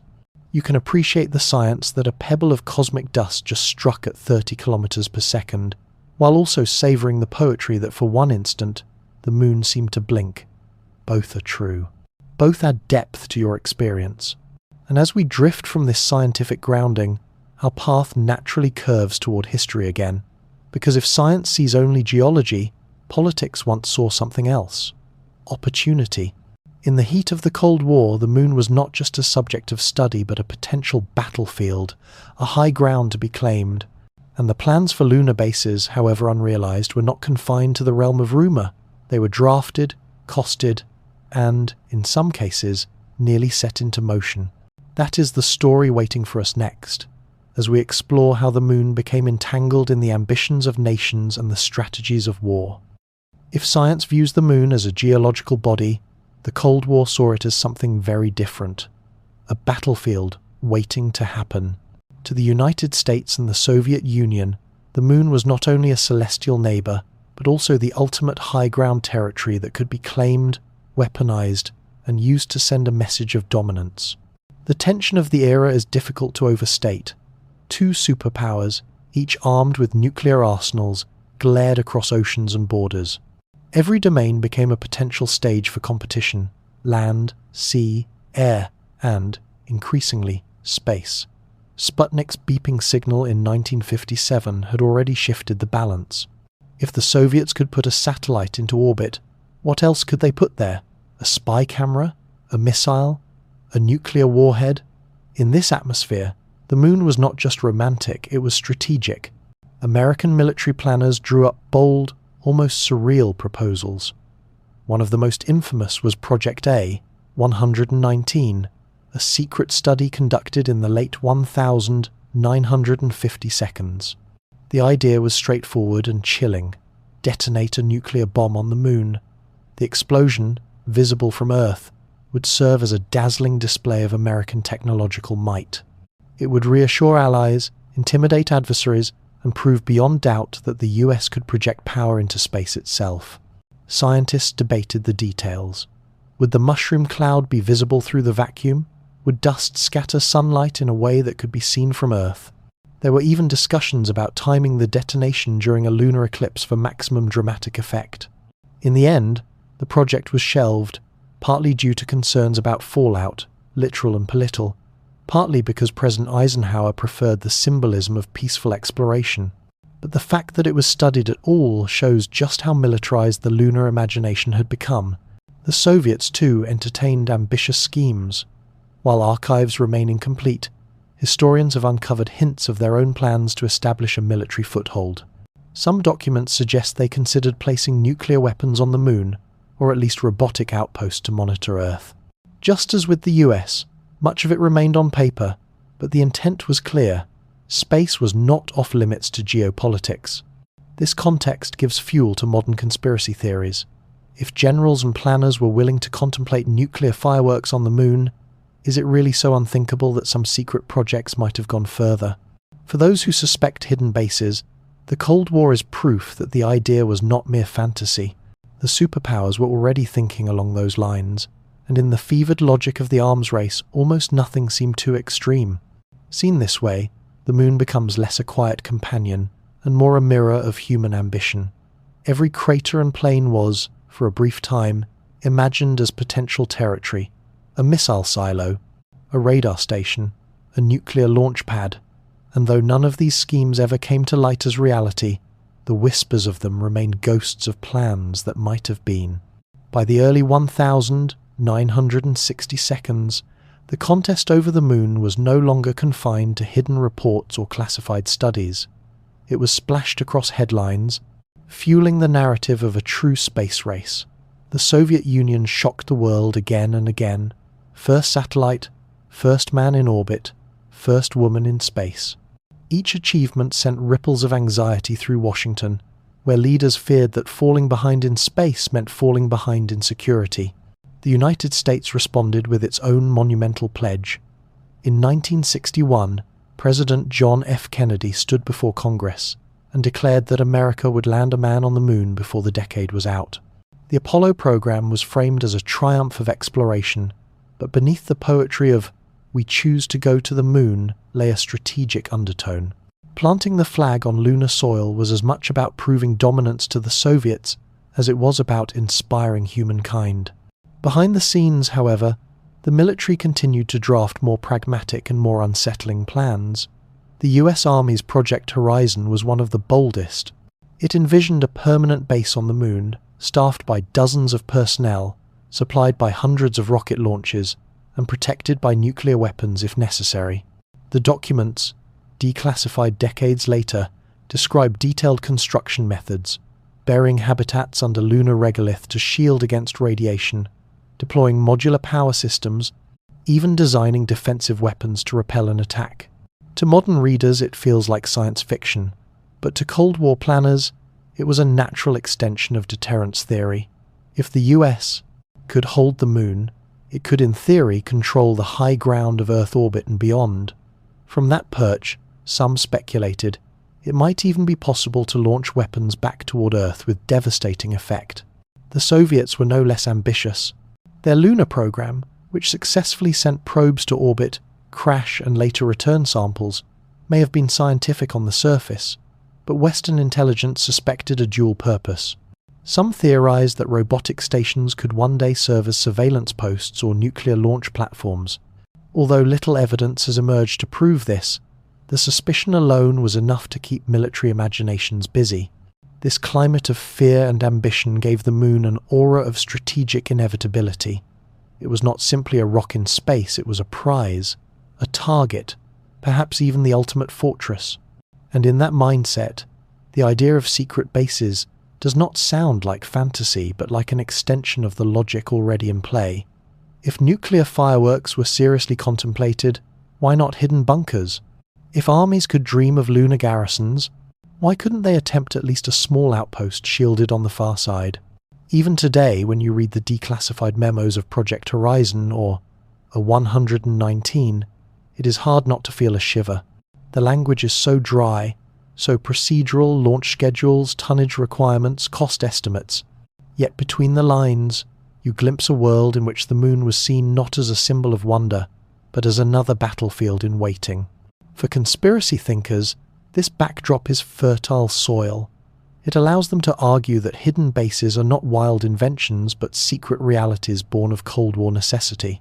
After all, if generals could contemplate reshaping the lunar surface with nuclear fire, is it really such a stretch to believe they might have carved a base into its shadows? As the 1960 seconds unfolded, the world watched in awe as rockets thundered skyward and astronauts braved the void. But beneath the spectacle of Apollo and lunar missions, the undercurrent of military calculation never truly disappeared. Every successful launch was a demonstration not only of exploration, but also of delivery systems. If you could send men to the moon, you could certainly send warheads across continents. American planners speculated about building early warning stations on the moon. From that vantage point, they imagined arrays of sensors scanning Earth's surface, able to detect missile launches or troop movements long before satellites could. The moon would become a silent guardian or a silent overseer depending on which side you asked. The Soviets, meanwhile, reportedly investigated the possibility of using lunar orbit as a staging ground for strategic weapons. Even if such ideas never advanced beyond feasibility studies, The fact that they were considered at all spoke volumes about the mindset of the age. Nothing, not even the heavens, was off limits in the struggle for advantage. By the time Neil Armstrong set foot on the lunar surface in 1969, the public story was one of triumph, peace, and scientific achievement. Yet some conspiracy theorists argue that the televised landing masked another reality, that Apollo missions doubled as reconnaissance for potential military outposts. They point to the curious emphasis on surveying certain regions, or the cryptic comments astronauts occasionally made about lights or glows. In their telling, the seeds of hidden bases were planted not in imagination, but in mission directives. After Apollo ended in the early 1970 seconds, funding for lunar projects dried up. Officially, the cost was too high, the priorities had shifted, and there was little left to prove. But in the realm of suspicion, this retreat looked different. Why? Some asked. Would humanity walk away from such a monumental achievement unless the real work had already gone underground? The moon's far side, invisible to Earth, seemed the perfect place for a secret handoff. Science in the spotlight, strategy in the shadows. Decades later, declassified documents confirmed at least part of the story. Projects like A119 and Horizon had indeed existed. They had been seriously studied, budgeted, and debated at the highest levels. Though never carried out, their existence validated a central point, that the moon was not just a symbol of exploration, but a chess piece in the game of global power. And that is why, to many, the Cold War continues to fuel the allure of lunar conspiracies. Because if the superpowers were willing to imagine nuclear detonations in the sky, why not imagine hangars in the dust? If they could draft plans to colonize the moon with soldiers, why not believe that some of those plans leapt off the page, hidden from public view? Whether or not a secret base was ever built, the Cold War forever changed how we look at the moon. It was no longer just a companion in the night sky. It was a potential fortress, a potential stage for human rivalry. That perception lingers, echoing in every rumor about hidden installations and every story about astronauts seeing more than they were allowed to say. And so, as the Cold War's shadow recedes into history, the moon remains marked by its memory, a place where science and strategy once blurred, and where mystery still thrives. Which brings us, gently, to another possibility. If military ambitions once reached for the moon, what about economic ones? For just beyond the lens of war lies another story, one about resources, mining, and the promise of lunar wealth. If the Cold War imagined the moon as a fortress, the decades that followed began to imagine it as a treasure chest. Beyond its poetic glow and barren plains, the moon holds something more practical: resources. And for nations and corporations alike, resources mean power. Among the most tantalizing is helium-3. This rare isotope, virtually absent on Earth, is abundant in lunar soil, carried there by the steady wind of particles from the Sunday.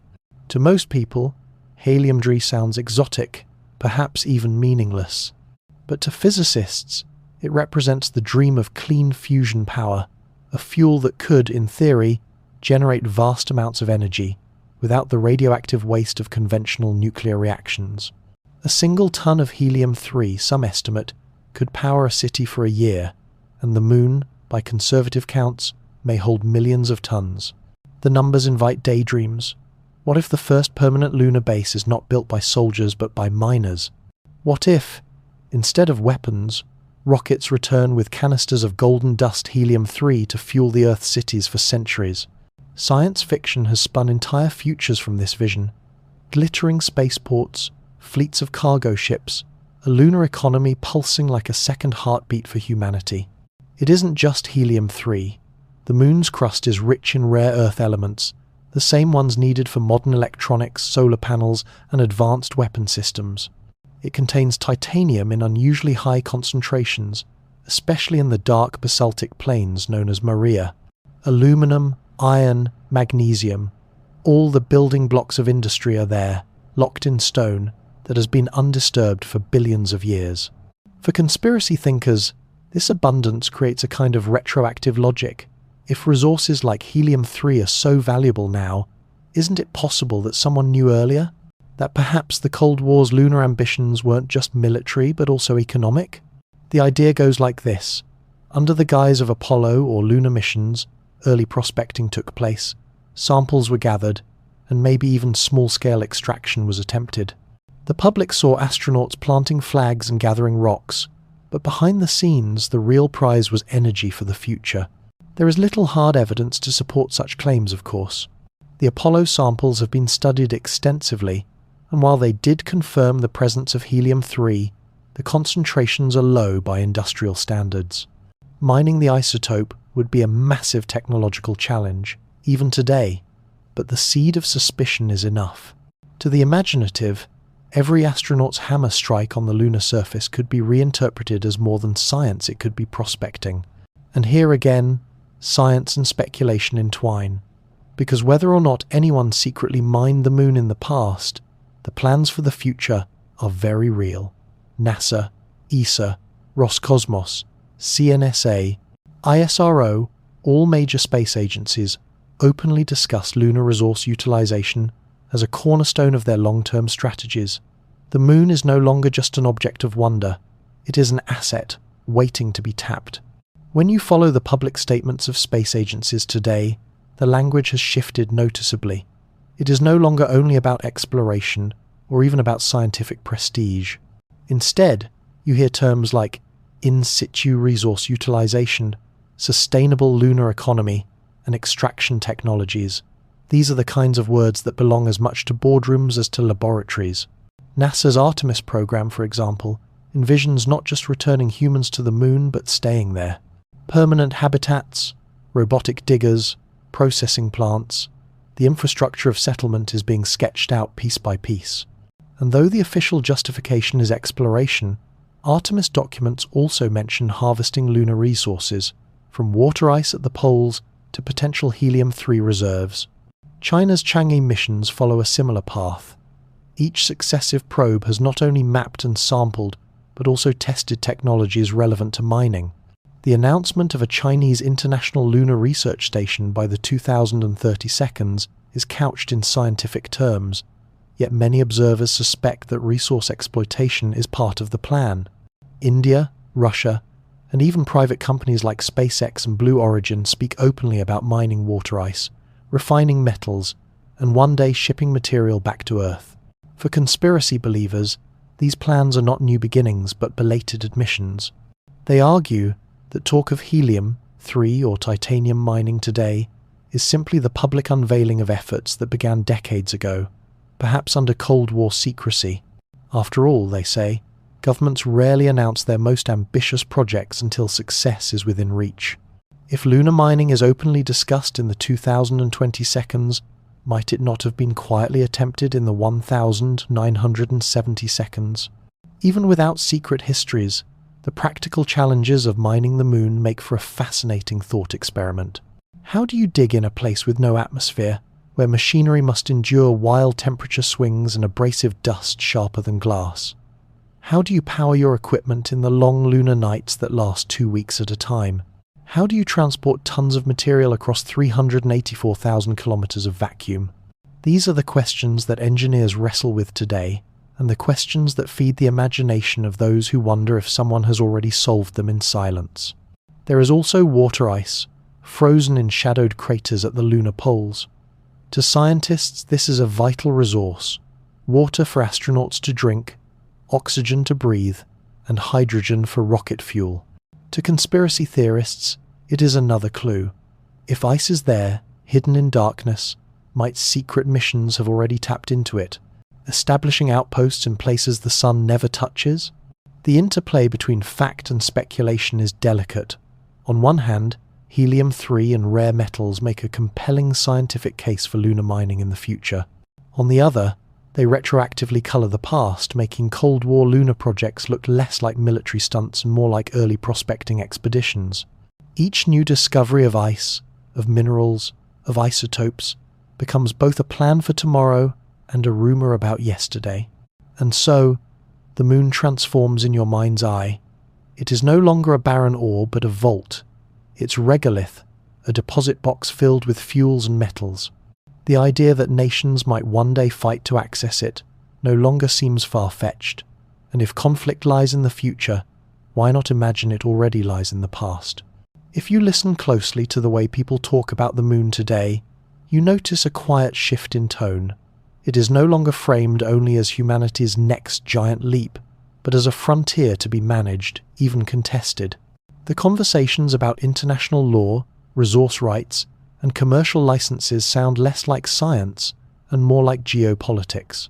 Treaties like the Outer Space Treaty of 1967 declare that no nation can claim ownership of the moon.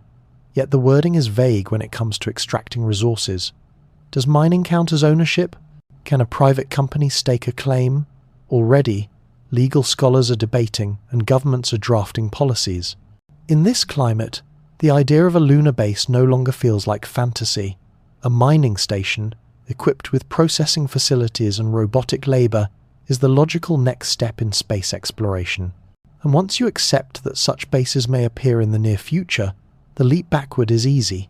Perhaps they already exist, hidden, built long before the world was ready to admit their purpose. That is how conspiracy theories breathe.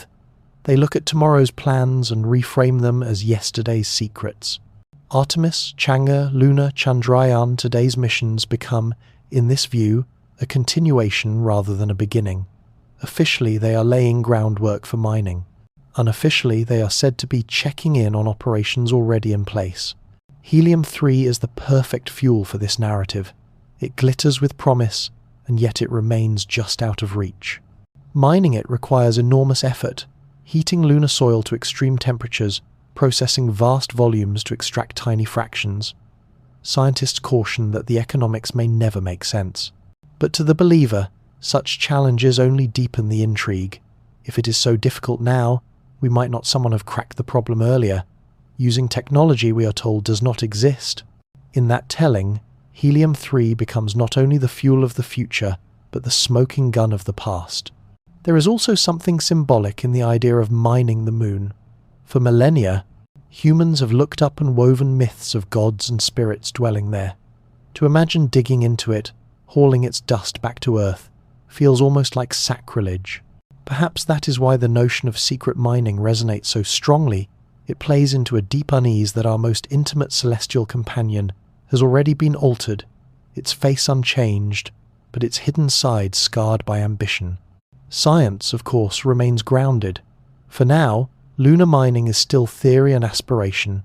No shipments of helium-3 power Earth cities, no titanium ingots arrive from spaceports. The moon is untouched, at least officially, but the very fact that resource extraction is openly planned for the 2030 seconds or 2040 seconds is enough to lend old conspiracies new life. If we are about to start digging, people ask, who is to say we haven't already? And so, the moon becomes both memory and prophecy, a place where yesterday's dreams, today's plans, and tomorrow's fears intertwine. It is a laboratory, a treasure chest, a battlefield, a mirror. When you look at it now, glowing pale above the horizon, you may see not only craters and seas of dust, but also vaults of fuel, veins of metal, and perhaps, just perhaps, the shadows of machines already at work. From here, our journey turns toward a more symbolic horizon, because beyond science and strategy, the moon has always been something else, an eye in the sky, a presence that feels like it is watching.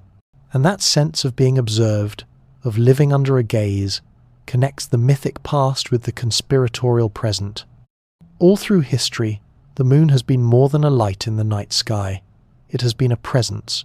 You can feel it on quiet evenings, when its round face hangs above rooftops and fields, steady and silent. Unlike the fleeting stars, the moon feels close, so close that it seems to notice you. Its glow is not just illumination, but attention. It feels somehow like an eye. This impression is universal. Cultures across the globe have spoken of the moon as if it were watching. Ancient Egyptians linked it to Thoth, the god of wisdom, whose gaze measured truth. In China, the moon was the home of the jade rabbit, peering down with gentle watchfulness. In European folklore, people spoke of the man in the moon, a figure whose face is visible in the patterns of craters, gazing eternally at Earth. Even in casual conversation today, when someone says the moon is looking down on us, it feels natural. Part of this is biology. Human brains are exquisitely tuned to detect faces. It's why we see faces in clouds, trees, even electrical outlets. On the moon's mottled surface, craters and plains align to form eyes, a nose, a mouth. The face in the moon may be an illusion, but it is an illusion so persuasive that it feels undeniable. And once you see a face, you cannot help but imagine awareness behind it. Yet the symbolism runs deeper than pareidolia. The moon's steady cycle of waxing and waning, its constant rise and fall, makes it feel alive, like a presence keeping rhythm with your days. And because it never blinks, never turns away, it takes on the aura of surveillance. You can close your curtains against the sun, but at night, the moon will still peer in through the window. This sense of being watched has shifted with society's fears. In earlier times, it felt comforting, an assurance that gods or ancestors were keeping vigil. But in the modern age, saturated with cameras, satellites, and surveillance systems, the same symbolism has grown uneasy.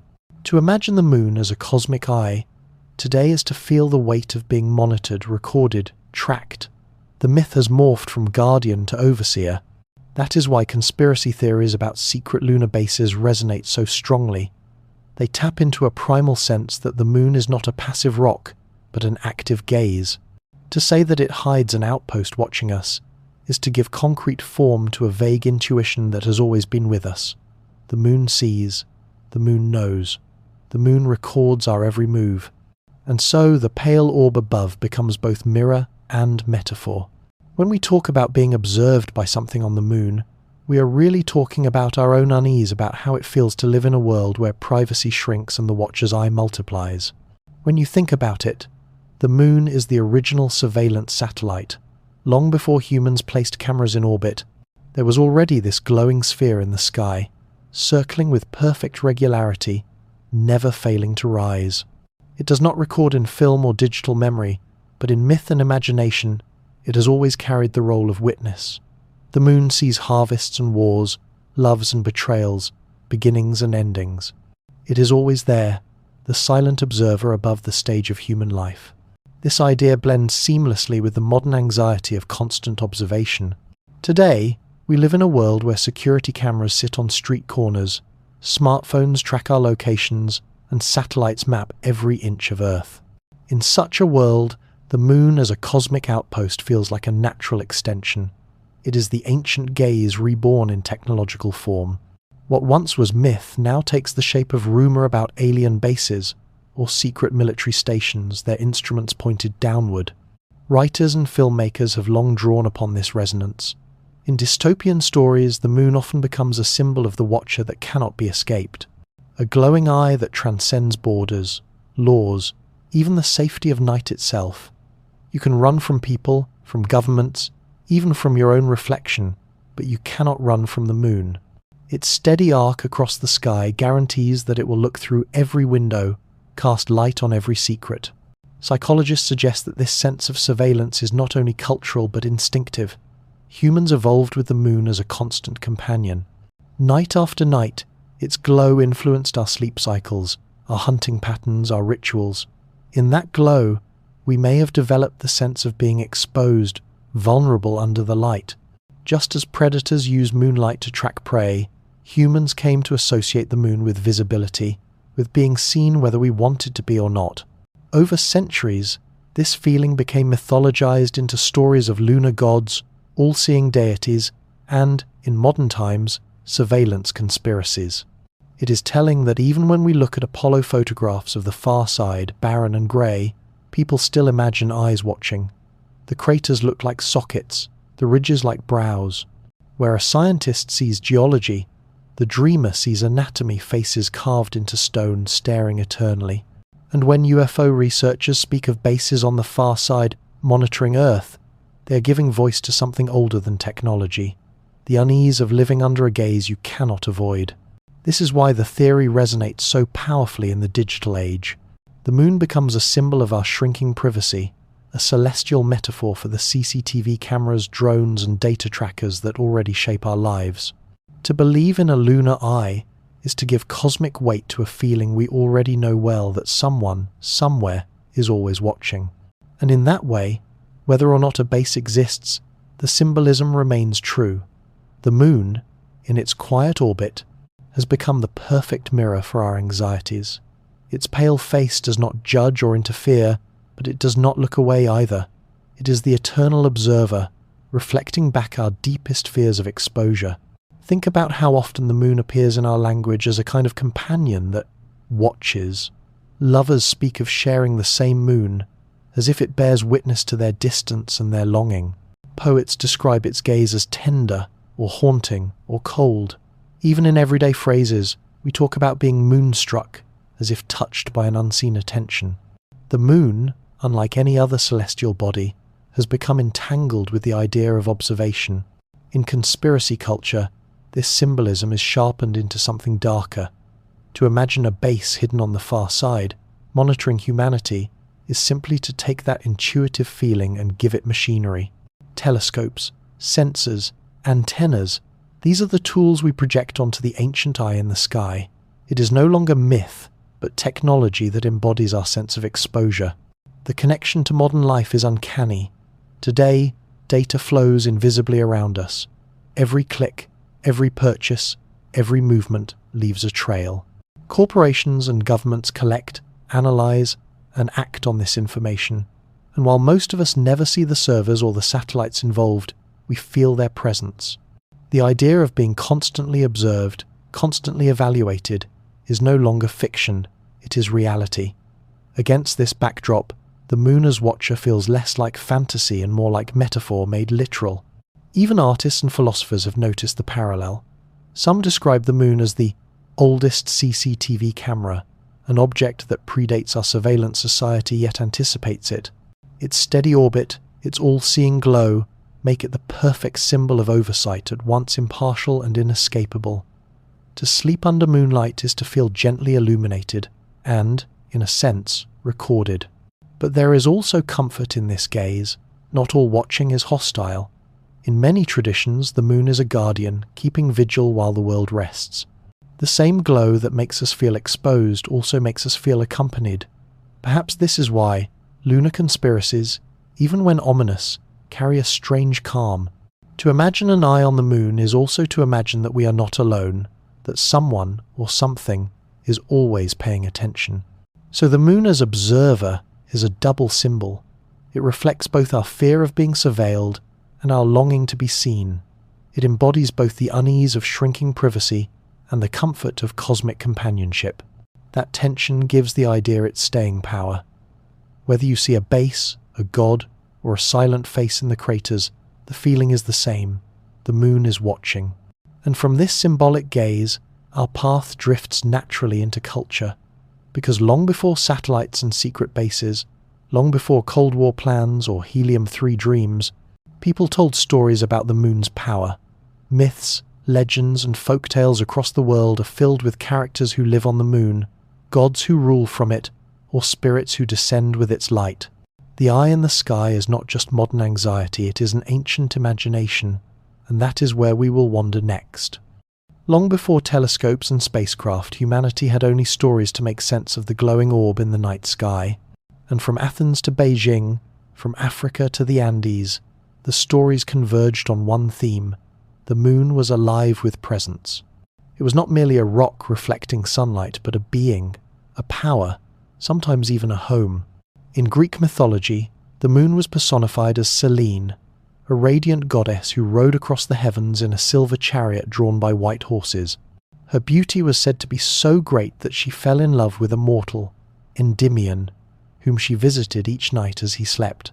The image of Selene leaning down from her glowing carriage to kiss her beloved became a symbol of the moon's intimate, watchful power, always there, always returning, an eternal companion in the sky. Later, the goddess Artemis also absorbed lunar attributes, linking the moon to cycles of fertility, hunting, and protection.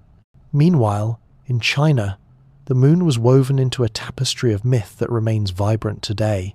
The legend of Chang'e, the moon goddess, tells of a woman who drank an elixir of immortality and floated upward, leaving her husband, Hou Yi, behind. In sorrow and reverence, Ho Yi offered her favorite foods each night, a ritual echoed in the Mid-Autumn Festival, when families still gather to honor Chang'e under the full moon. Alongside her is the jade rabbit, tirelessly pounding herbs in a celestial mortar, a lunar companion who keeps eternal watch. These myths, though separated by thousands of miles, carry similar undertones. The moon is feminine, luminous, tied to cycles of love and loss, renewal and time. It is not just a body in the sky, but a character, one who watches and remembers. In folk traditions of Europe, the man in the moon is perhaps the most famous figure. Look closely at the mottled lunar surface, and you can see him sometimes carrying a bundle of sticks, sometimes simply staring back. Medieval tales explained him as a man punished for gathering wood on the Sabbath, condemned to eternal exile on the moon. Children's rhymes softened him into a friendly guardian, peeking through bedroom windows to make sure the little one slept. Here, too, the moon becomes more than stone, it becomes a neighbour, a figure with eyes and purpose. What unites these myths is not just imagination, but emotion. The moon was constant, visible to all, unchanging yet ever-changing in its phases. That regularity made it a clock, a calendar, a guide for planting and harvesting, but it also made it an easy vessel for belief. Something so steady must surely be powerful. Something so present must surely be alive. If Greek and Chinese stories painted the moon as goddess and immortal, other traditions offered equally vivid portraits. In Hindu mythology, the moon is Chandra, a shining deity who rides a chariot across the sky pulled by 10 white horses. Chandra is linked with calmness, beauty, and the soothing power of light, but he is also fickle, his waxing and waning phases tied to myths of desire and impermanence. The moon in Indian tradition is more than a lamp, it is a being whose moods ripple through time, influencing crops, festivals, and even human destinies through astrology. In the Middle East, the moon has long been a central symbol. Pre-Islamic Arab tribes worshipped lunar deities, linking the moon with guidance for caravans crossing deserts. The crescent, still seen today on many national flags, traces back to this ancient reverence. It was not simply a curve of light, it was protection, a sign that even in darkness, a celestial guide kept watch. Across Africa, countless folk tales tie the moon to cycles of life and death. In some traditions, the moon is a mother who dies and is reborn each month, teaching humans about renewal. In others, she quarrels with the sun, retreating in shame during her dark phases, only to return proudly as a full disk. Among the San people of southern Africa, the moon was once a man punished for arrogance, chopped into pieces each month before slowly reforming, a cosmic reminder of humility. Travel further west, to the Americas, and the moon takes on yet more roles. In Inca mythology, the goddess Mamaquilla ruled over marriage and festivals, her silver glow balancing the blazing authority of the sun god Inti. The Maya, brilliant skywatchers, wove lunar cycles into their calendars, associating the moon with fertility, maize, and the rhythm of time itself. In native North American traditions, tribes told stories of rabbits or women dwelling on the moon, explaining the familiar shapes etched in craters. For the Cree, the moon was a protective figure, a grandmother watching over children at night. What's remarkable is how often these stories converge, despite vast distances and cultural differences. Nearly everywhere, the moon is feminine, cyclical, and watchful. She is mother, guardian, trickster, or judge, but always a presence, always alive, always seeing. Even in European folk tales passed quietly through villages, the moon often took on moral roles. A girl who stayed out too late might be warned that the man in the moon was watching. Farmers believed that sowing seeds by moonlight would bring a better harvest, as if the orb itself blessed the soil. Sailors read the moon for tides and omens, convinced that its phases whispered about storms and safe passage. All of this reveals something profound. Humans did not just see the moon as background scenery, they cast it as a character in their own dramas, sometimes benevolent, sometimes stern. The moon's pale glow was a canvas onto which hopes, fears, and lessons were painted. And in every case, whether goddess, guardian, or wanderer, the moon was not passive, it was active, a force, a watcher. Even in cultures shaped by monotheism, Where the moon was no longer a deity, its symbolic weight endured. In Christianity, the moon often symbolized reflection, the church reflecting the light of Christ as the moon reflects the Sunday. In Islam, the crescent moon became a powerful emblem of identity and guidance. Even stripped of divinity, the moon never lost its role as a marker of time, of ritual, of presence. What ties all of these stories together is the sense that the moon is not empty. Across myth and folklore, people consistently imagined it as inhabited by gods, lovers, rabbits, grandmothers, or punished men. Its distant surface became a stage for beings larger than life, and the shapes etched into its face gave those stories permanence, a nightly reminder that the tales were true, or at least true enough to feel. This universal instinct to populate the moon with watchers reflects something deeply human, the discomfort with the idea of lifelessness. A giant orb hanging above, staring endlessly, must surely contain life or purpose. To leave it barren would be unbearable, so every culture filled it with stories, with eyes that gazed back, and that is where the line between myth and modern conspiracy begins to blur. When today's theories suggest that there are secret bases on the far side, or that alien outposts monitor Earth, they are not inventing something new. They are reviving the ancient idea that the moon is alive with presence, that it is more than stone. Where one culture saw a goddess or a man carrying wood, another now sees antennas and domes. The symbols change, but the feeling remains the same. Modern technology, in a sense, has only strengthened this. High-powered telescopes and satellites have shown us every crater in detail, yet the intimacy of the gaze has not gone away. Instead, the moon's closeness and constancy make it the perfect canvas for projection. Whether it is Selene in her chariot, Chang'e in her palace, or a secret surveillance base with blinking lights, the moon absorbs and reflects our imaginations. And perhaps that is the most important truth. The moon, throughout human history, has always been less about what it is than what it means. A mirror, a companion, a calendar, a guardian, a spy. Its light carries whatever story we need, whichever fear or hope defines our age. So when you hear whispers that the moon houses a base, watching humanity, it may sound modern, but in truth, it is the oldest story we have ever told, that the orb above is not silent stone but a presence keeping watch. From here, it feels natural to drift toward the future, because while myths tell us what the moon once meant, space agencies and engineers are already shaping what it will mean tomorrow. Plans for bases, for habitats, for cities under its dust are no longer confined to folklore or fiction. They are on drawing boards, in budgets, and soon, perhaps, on the regolith itself. If myth once filled the moon with gods and rabbits, and conspiracy once populated it with alien bases, the coming decades may fill it with something else entirely: human settlements. What was once imagination is now entering the realm of planning documents, engineering blueprints, and political speeches. NASA's Artemis program is at the heart of this shift. Its goal is not only to return astronauts to the lunar surface, but also to stay there. Unlike Apollo's brief visits, Artemis imagines bases built near the moon's south pole, where permanently shadowed craters hold frozen water. That ice could be harvested for drinking, for oxygen, for rocket fuel. It is not just survival, it is infrastructure, the foundation of permanence. In official reports, NASA speaks of sustainable presence and resource utilization. These are quiet words, but behind them lies a revolutionary idea: humanity's first true colony beyond Earth. And NASA is not alone.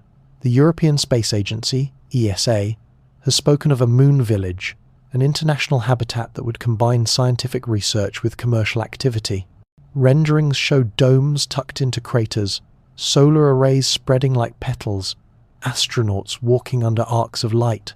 It looks like science fiction concept art, but it is presented at conferences, in budgets, in policy papers. China, too, has set its sights high. With the success of its Chang'e missions, including the first soft landing on the far side, Chinese officials have openly declared plans for an international lunar research station by the 2032. This base would not only study the moon but serve as a testbed for deep space exploration, a stepping stone toward Mars. Russia has signed on as a partner. India, flush with the success of its Chandrayaan missions, is also expanding its lunar ambitions. For the first time in history, multiple powers are not just imagining but actively preparing for lunar bases. The language of competition echoes the Cold War, but the tone is different. It is less about military dominance and more about resources, science, and prestige. Yet the effect is the same. What once sounded like rumor that the moon might host outposts is now a matter of official planning. And this is where the line between conspiracy and reality blurs. Because if tomorrow's headlines announce a base at Shackleton Crater, how different is that from yesterday's whispers about secret installations on the far side? The details may change: solar panels instead of alien antennas, ice harvesters instead of UFO hangars, but the core idea is the same: the moon as a place where someone is watching, working, living. In that sense, conspiracy theorists may feel vindicated. The world laughed at the idea of lunar bases in the 1970 seconds, but in the 2030 seconds, they may become undeniable. Perhaps the only error was in timing, not if, but when. To imagine a lunar base is to imagine a new kind of city, one without atmosphere, built in silence, yet alive with the hum of machines and the steady rhythm of human breath. Engineers already sketched the details: habitats buried under regolith for protection against radiation, greenhouses glowing with hydroponic plants, solar farms stretching across ridges where the sun never sets. The moon, long seen as lifeless, would acquire neighborhoods, corridors, lights. Technology is racing to make this possible. 3D printing with lunar soil is being tested as a method of construction, turning dust and rock into bricks and arches without the need to transport materials from Earth. Closed-loop life support systems are being designed to recycle air and water endlessly, creating miniature ecosystems inside domes. Robotic rovers will scout, dig, and build before astronauts arrive, so that the first crews may step into a settlement already half prepared. The motivations are as varied as the nations involved. For NASA, Artemis is framed as exploration, but also as a stepping stone to Mars. A lunar base would serve as training ground, supply hub, and technology testbed for deeper voyages. For China, a base signals prestige and leadership, proof that the country has matched and surpassed Cold War achievements. For Europe, the Moon Village represents collaboration, a shared project that binds nations together under a common sky. And for private companies, from SpaceX to Blue Origin, the moon is an opportunity, a frontier where tourism, resource extraction, and new industries might flourish. To some, this sounds like utopia, an international outpost, part science lab, part launchpad, part community. To others, it sounds like the beginning of a scramble, where the moon becomes the next contested territory. Legal scholars warn that without clear agreements, lunar mining could trigger disputes as bitter as those over oil or rare earths on Earth. The Outer Space Treaty forbids national ownership, but it is silent on corporate activity. Could a company claim a crater? Could a nation defend a mining site? These are not abstract questions, they are the foundations of the politics to come. And so, the moon becomes not just a mirror of human imagination, but of human ambition. Where once it reflected myths, now it reflects economies. Where once it inspired poetry, now it inspires contracts. And yet, in a strange way, the two are not so different. Myths spoke of rabbits pounding elixirs, of goddesses guarding immortality. Today's engineers speak of reactors powered by helium-3, of habitats stretching for decades. Both are stories of sustenance, of survival, of life supported in a place that seems inhospitable. It is easy, in this context, to see how conspiracy theories fold back in. If bases are inevitable in the 2030 seconds, is it so hard to believe they were attempted secretly in the 1970 seconds? If we are now planning water extraction from shadowed craters, might not someone have already tapped that ice? The more real tomorrow's bases become, the more plausible yesterday's rumors appear. The moon has always been a canvas, and now it is becoming a blueprint. To imagine its future is to glimpse domes glowing in the darkness, towers of printed regolith, and humans walking not as visitors but as residents. And in that glow, the old whispers gain new light. the idea that the moon is not empty, but occupied. The question, then, is not if we will build bases on the moon, but how soon. Timelines differ. NASA speaks of the late 2022 and 2030. China of the early 2030, Europe of within decades. Some visions are grand, others cautious. Yet the momentum is undeniable. For the first time since Apollo, the moon is not a distant trophy, but an imminent destination. From a symbolic perspective, this changes everything. For centuries, the moon has been the silent witness of human life, glowing untouchable above our heads. Soon, it may hold lights of our own domes glowing in the lunar night, rovers crawling like insects, antennas angled toward Earth. To look up at a full moon and know that people are living there, that someone is watching sunsets from its peaks, planting seeds in its soil would transform it from mystery to neighborhood. But would the mystery truly vanish? History suggests otherwise. The moment real bases appear, new rumors will rise. People will wonder what is inside the domes, what activities are hidden behind official reports, what unannounced missions might be taking place on the far side. Just as Apollo landings gave birth to conspiracy theories about secret footage and hidden encounters, so too will Artemis or Chang'e settlements invite stories of concealed technology, of discoveries kept from the public. There is also the question of who controls the narrative. A lunar base run by one nation may be seen as a triumph by some and a threat by others. International outposts may be celebrated as cooperation, yet still spark suspicion. What research is really being done? What agreements lie beneath the surface? The moon, once a blank page for myth, may soon become a contested document written in policy, secrecy, and speculation. Yet beyond politics, the very idea of human presence on the moon touches something profound. It fulfills a dream as old as storytelling, the dream of inhabiting the luminous neighbor in the sky. For every child who once gazed upward and imagined people on the moon, the future offers an answer: yes, they are there. And that answer carries both wonder and unease. So perhaps the line between myth, conspiracy, and reality will blur more than ever. A base at Shackleton Crater may be as real as Celine's chariot or Chang'e's palace real in stone, but also real in symbol, because even when built by engineers, it will still carry the weight of centuries of stories. It will still feel like an eye in the sky, only now lit from within. And as we drift from this vision of tomorrow, one more question rises. What if, despite all the science and the building, some secrets still remain? What if, even as humans construct their habitats, there is already something else older, stranger, waiting in the shadows? That is the possibility we will face as we turn to our final chapter, the moon's hidden darkness, and the question of whether its secrets are ever truly revealed. When you stand beneath a full moon, glowing round and unwavering, it feels almost impossible to imagine that anything about it could remain hidden. Its face is so bright, so familiar, etched into memory from childhood picture books and long walks home at night. And yet, for all its constancy, the moon keeps a secret. Half of it is never seen from Earth. An entire world of shadows, mountains, and craters lies forever turned away. That hidden side has always invited speculation. First came myths of gods and spirits, then the whispered stories of astronauts seeing something out there. More recently, rumors of alien outposts or Cold War bunkers have filled the silence with possibility.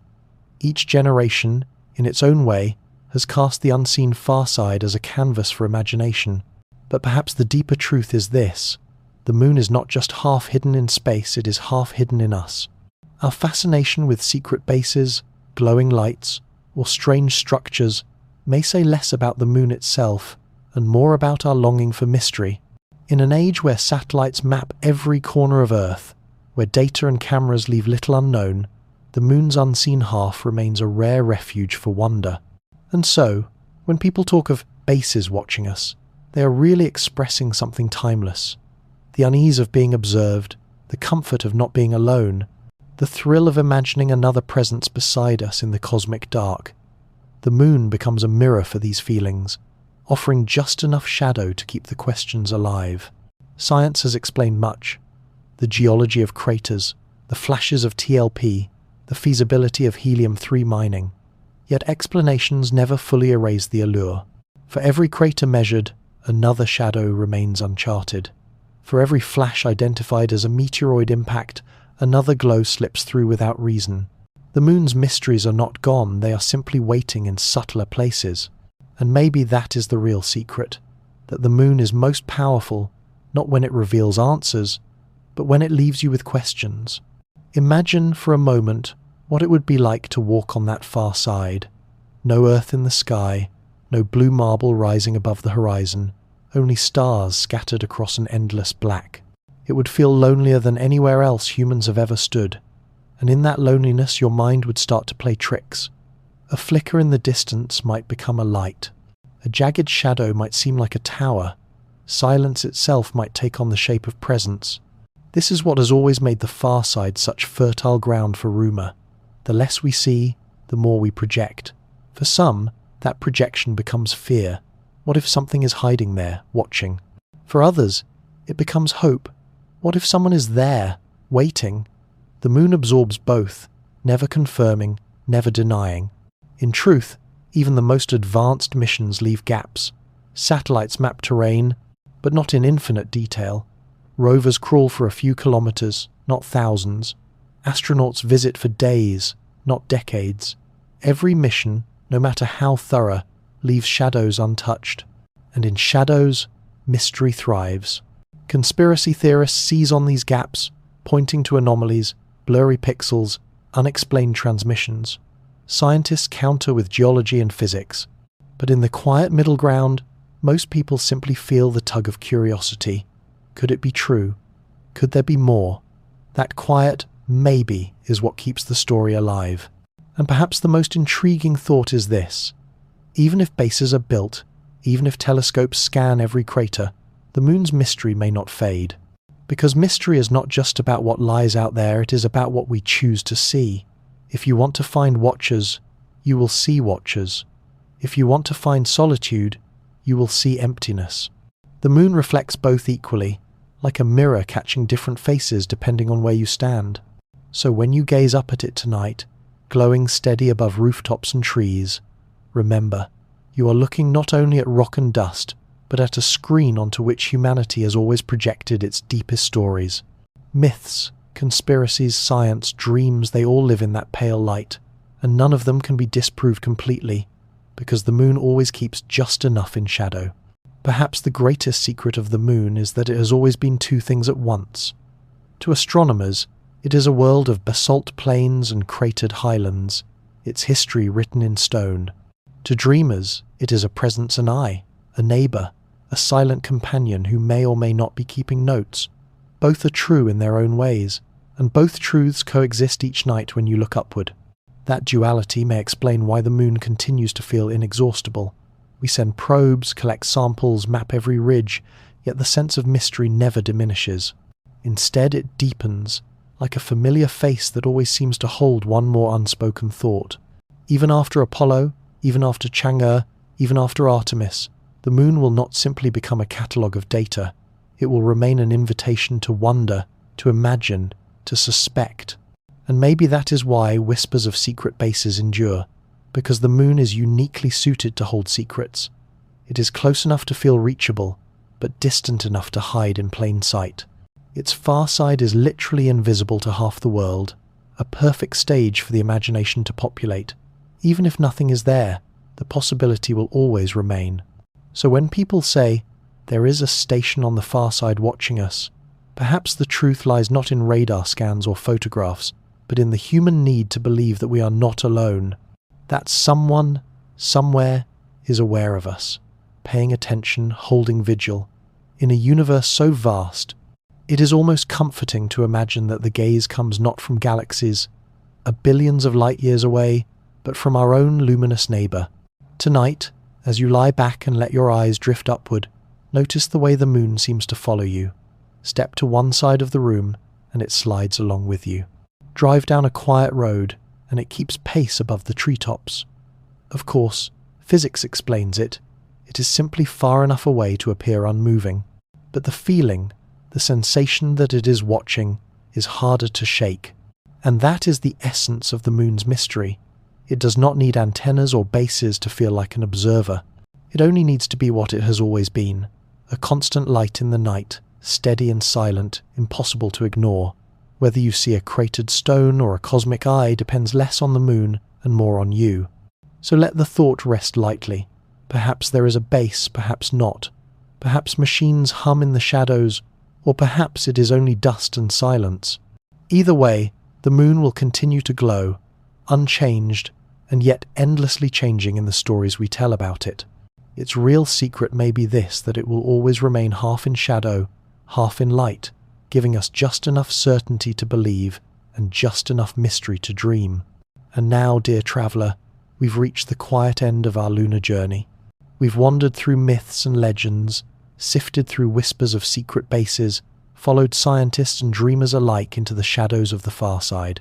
And yet, after all the theories, all the stories, the moon remains exactly where it has always been, steady, pale and serene in the night sky. That, perhaps, is its greatest gift. No matter what we project onto it, gods, lovers, conspiracies, or colonies, the moon continues its silent orbit, unbothered, unchanged. Its light spills gently across oceans, forests, and rooftops alike, indifferent to whether we gaze at it with awe, suspicion, or simple comfort. So as we close this chapter, let yourself drift with that same steadiness. Imagine the silver glow of the moon spilling softly through your window, brushing against your blanket, painting your room in quiet light. The world outside is wide and restless, but here, in this moment, everything slows. Take a deep breath in and let it out slowly, like an exhale into space itself. Feel the weight of the day settle down, as if gravity has pulled every worry gently back to earth, leaving your mind lighter, quieter, freer. You don't need to remember every name, every theory, every possibility we've explored tonight. Those details can fade like stardust in the morning. What remains is the feeling, the sense of being small under something vast, yet safe under something familiar. The moon has been with us since the first human looked up, and it will be with us long after. In that constancy, you can rest. If you close your eyes, perhaps you can picture yourself standing on a lunar plain.